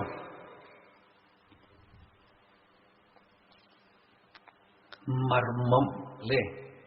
മർമ്മമാണത്. ലക്ഷ്യാർത്ഥത്തിനാണ് ഗ്രഹിക്കുന്നത്, ആഖ്യാർത്ഥത്തിനല്ല. You can come in with the shoes എന്ന് പറയുന്നത് ഷൂസ് അഴിച്ചു വെച്ചു, തൊപ്പിയൊക്കെ അഴിച്ചു വെച്ചു, അകത്ത് ചെന്നിരുന്നു. വാക്കിന് അത്ര ബലമുണ്ട്.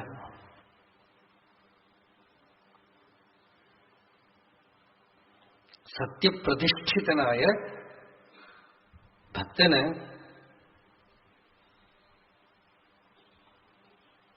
അങ്ങനെ ഒരു ഗുരുവിന്റെ ലാഭം മഹാലാഭമാണ്. അങ്ങനെ ഒരാള് സൗഖ്യമായി ഇരിക്കുമെന്ന് പറഞ്ഞാൽ നമ്മൾ സൗഖ്യമായിട്ടിരിക്കും.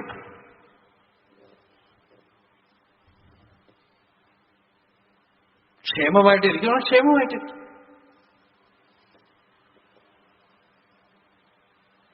ഒരു വാർത്തൈ ചൊല്ല വന്ന മനുവേ പരാപരമേ. തായ്മാനവർ പറഞ്ഞു, ഗുരു ഒരേ ഒരു വാക്കേ പറഞ്ഞുള്ളൂ എന്നാണ്, സമാധാനം. എന്താ അത്രയൊക്കെ ഒരു വലിയ ശക്തി എന്ന് വെച്ചാൽ സത്യപ്രതിഷ്ഠ.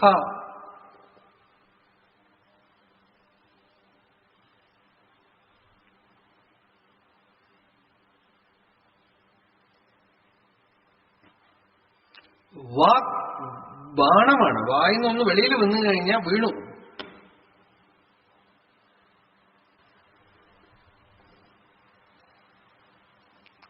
സത്യം. രാമകൃഷ്ണദേവൻ പറയും, ഈ കലിയിൽ സത്യം പരിപാലിക്കുക എന്നുള്ളത് ഒരു തപസ്സാണ്.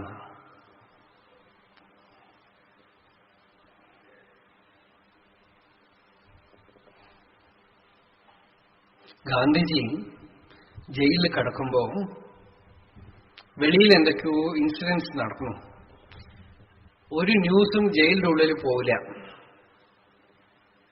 പേപ്പർ വായിക്കാൻ പാടില്ല എന്നാണ് ജയിലിന്റെ ഉള്ളിൽ ആ ഒരു പർട്ടിക്കുലർ ടൈമിലുള്ള റൂൾ. അപ്പൊ ഇൻഫർമേഷൻ ഒന്നും കിട്ടില്ല. അപ്പൊ പുറത്തുള്ള ആളുകളൊക്കെ ധരിച്ചു എങ്ങനെയെങ്കിലും ഗാന്ധിജിയെ അറിയിക്കണം ഈ ഇൻസിഡൻസ്. അതിന് ന്യൂസ് വന്നിരിക്കുന്ന പേപ്പർ, ഡോക്ടർ ഗാന്ധിജിക്ക് ഡയഗ്നോസ് ചെയ്യാൻ പോണ ഡോക്ടർ ഈ പേപ്പർ കയ്യിലെടുത്തുകൊണ്ട് ജയിലിനുള്ളിൽ പോയി. ഡോക്ടർ ആയതുകൊണ്ട് ആരും ഒന്നും പറഞ്ഞില്ല. എന്നിട്ട് ഡയഗ്നോസിസ് കഴിഞ്ഞിട്ട് ഗാന്ധിജി ഇരിക്കുന്ന കട്ടിലില് ആ പേപ്പർ ഇട്ടിട്ട് ഡോക്ടർ പോയി.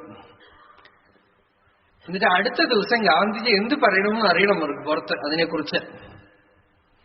അപ്പൊ അടുത്ത ദിവസം ഡോക്ടർ പോകുമ്പോ ആ പേപ്പർ അതേ എങ്ങനെ വെച്ചിരിക്കണോ അതേ സ്ഥലത്ത് കട്ടിലിരിക്കണ്ട്. ഗാന്ധിജി പറഞ്ഞു, it is prohibited inside the prison, so you kept it in my couch. I had to sleep in the floor.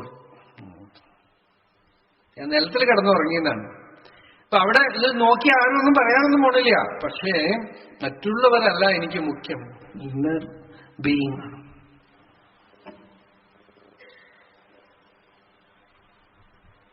ഇതൊക്കെ തപസ്സാണേ. ഇതൊന്നും മറ്റുള്ളവരെ ബോധിപ്പിക്കാൻ വേണ്ടിയിട്ടൊന്നുമല്ല, ആരെങ്കിലും ബോധിപ്പിക്കാൻ വേണ്ടിയിട്ടോ ഒന്നുമല്ല. തീരുമാനിക്കുകയാണ്. സത്യവ്രതം സത്യപരം ത്രിസത്യം സത്യസ്യ യോനിം നിഹിതം ച സത്യേ സത്യസ്യ സത്യം ഋതസത്യനേത്രം സത്യാത്മകം ത്വാം ശരണം പ്രപന്നാ. ഭാഗവതത്തിലെ ഭഗവാനെ സത്യം സത്യം സത്യം എന്നാണ് വിളിക്കുന്നത്.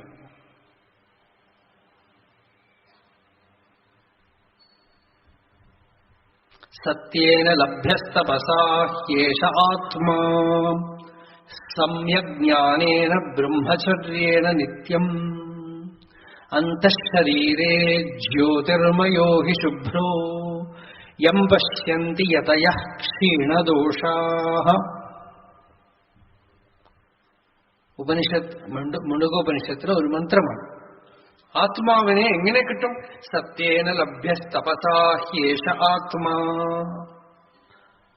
സമ്യക് ജ്ഞാനേന ബ്രഹ്മചര്യേണ നിത്യം അന്തഃശരീരേ ജ്യോതിർമയോ ഹി ശുഭ്രോ യം പശ്യന്തി യതയഃ ക്ഷീണദോഷാ. സത്യേന ലഭ്യഃ, സത്യം കൊണ്ട് കിട്ടേണ്ടതാണ്, തപസ് കൊണ്ട് കിട്ടേണ്ടതാണ്, സമ്യജ്ഞാനം കൊണ്ട് കിട്ടുന്നതാണ്, ബ്രഹ്മചര്യം കൊണ്ട് കിട്ടേണ്ടതാണ്. ഇതിൽ സത്യം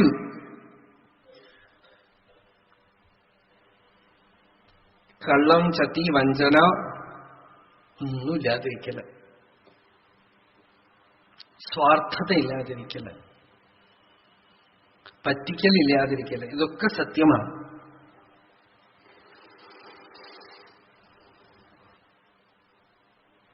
അക്രോധ, ദ്വേഷം, കോപമില്ലാതിരിക്കല്. അക്രോധ, ക്രോധം, കാമം, രാഗം, ഭയം. വീത രാഗ ഭയ ക്രോധ. ഇതില് ക്രോധം, കോപം എന്ന് പറഞ്ഞപ്പോ അമ്മയ്ക്ക് കുട്ടിയുടെ അടുത്ത് വരുന്ന ഒരു കോപം, അത് ക്രോധമല്ല. മകൻ പറഞ്ഞാൽ കേട്ടില്ലേ ഒരു ദേഷ്യം, അത് ക്രോധമല്ല. വിദ്വേഷപൂർണമായിട്ട് വരുന്ന വികാരത്തിനെയാണ് ക്രുദ്ധനാണ് ക്രോധം. ആ ക്രോധം ഇല്ലാതിരിക്കാം. അഹിംസ, സത്യം, ആർജവം, അക്രോധം, ത്യാഗം, ഇത്രയുണ്ടെങ്കിൽ ശാന്തി ഉണ്ടാവും. ഇനി കുറെ ഗുണങ്ങൾ പറയണു. നാളെ വെള്ളി, ശനി, ഞായർ 3 ദിവസമുണ്ട്. ആദ്യത്തെ 3 ശ്ലോകം കഴിഞ്ഞിട്ടില്ല. പക്ഷെ ഈ 3 ശ്ലോകം കഴിഞ്ഞാൽ പിന്നെ വേഗം പോകും. എന്താന്ന് വെച്ചാൽ ഇനി പറയാൻ പോണതൊക്കെ ആസുരീ സമ്പത്താണ്. അതിപ്പോ നമുക്ക് അറിയേണ്ട ആവശ്യമൊന്നുമില്ല. ടി വി നോക്കിയാൽ മതി, പേപ്പർ നോക്കിയാൽ മതി, എവിടെ തിരിഞ്ഞു നോക്കിയാലും കാണാം. അതുകൊണ്ട് ഈ ദൈവീ സമ്പത്ത് നമുക്ക് വളരെ മുഖ്യമായിട്ടിരിക്കുന്നത് കൊണ്ട് അതിനെ എത്ര കണ്ട് അനുസന്ധാനം ധ്യാനം ചെയ്യാൻ പറ്റുമോ അത്ര കണ്ട് ചെയ്യാമെന്നുള്ള ഒരു ഉദ്ദേശത്തോടു കൂടിയാണ് വലിച്ചുകൊണ്ടേ പോണത്. പതുക്കെ ആസുരീ സമ്പത്ത് ഇപ്പൊ പറയണമല്ലോ അല്ലേ? ഇപ്പൊ പഞ്ചമസ്കന്ധത്തിൽ ഭാഗവതത്തില് എത്ര വിധം നരകമുണ്ട്, എങ്ങനെയൊക്കെയുള്ള നരകമുണ്ട്. ആ നരകത്തിൽ പോയാൽ എന്തൊക്കെ പനിഷ്മെന്റ് ഉണ്ട്. ഇതൊക്കെ സപ്താഹത്തിൽ പറഞ്ഞാൽ നിങ്ങൾ ഇരിക്കോ? അല്ല, നമുക്ക് തന്നെ പറയാൻ പറ്റുമോ? പറയും ഇത്ര വിധം നരകം, കുംഭീഭാഗം, അസിപത്രം, പിന്നെന്താ എന്തൊക്കെയോ ഉണ്ട്. ഇതിലൊക്കെ ഉള്ള വർണ്ണനകളൊക്കെ കേട്ടാലേ അതൊക്കെ വായിച്ചറിയാം. നമുക്ക് വായിച്ചു കഴിഞ്ഞാൽ പഞ്ചമസ്കന്ധം വായിച്ചാല് അതൊക്കെ വായിക്കുമ്പോ അയ്യോ ഈ തെറ്റുകളൊന്നും ചെയ്യാതെ നമ്മളെത്തിരി ഒന്ന് വരട്ടാൻ വേണ്ടിയിട്ടാണ്. അതിനുള്ളിൽ കൂടെ പോയിട്ട് വന്ന പോലെ ഉണ്ടാവും അതൊക്കെ വായിച്ച. പഞ്ചമസ്കന്ധത്തിൽ ഈ നരകവർണ്ണനയ്ക്ക് എന്താ? നരകം ചിലപ്പോ സ്വപ്നത്തിൽ ചിലതൊക്കെ നമ്മൾ കാണും. അതൊക്കെ എന്തിനാ എന്ന് വെച്ചാൽ ഭഗവാൻ കരുണ കൊണ്ട് തരുന്നതാണ്. ചിലതൊക്കെ ജാഗ്രതയിൽ നമുക്ക് അനുഭവിക്കാനുള്ള തലയിലെഴുത്തില്ലാത്തത് സ്വപ്നം കൊണ്ട് തീർത്ത് കളയാണ്.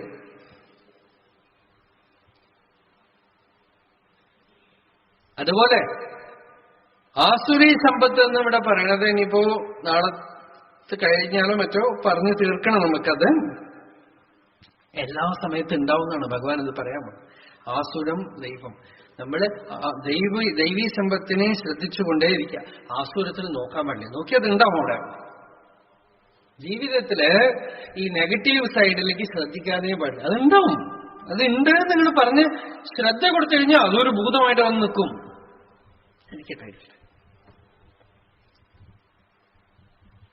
നോക്കണ്ട, ഇരിക്കട്ടെ എന്ന്. അതാണ് അമ്പലങ്ങളിലൊക്കെ ഈ ബലി കൊടുക്കില്ലേ അല്ലേ? എന്നാ അവരൊക്കെ ഉണ്ട്, അകത്ത് വരാതിരിക്കട്ടെ.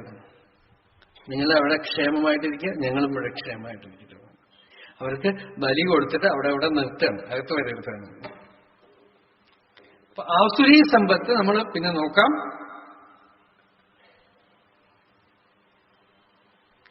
ദൈവീ സമ്പത്ത് വിമോക്ഷായ, അതാണ് ഭഗവാൻ. ദൈവീ സമ്പത്ത് മോക്ഷത്തിനുള്ള ഹേതുവായതുകൊണ്ട് അത് നമുക്ക് മുഖ്യമാണ്. അതുകൊണ്ട് നമ്മളത് നോക്കാം. തുടർന്ന് നാളെ കാണാം. അരുണാചല ശിവ, അരുണാചല ശിവ, അരുണാചല ശിവ, അരുണാചല, അരുണാചല ശിവ, അരുണാചല ശിവ, അരുണാചല ശിവ, അരുണാചല.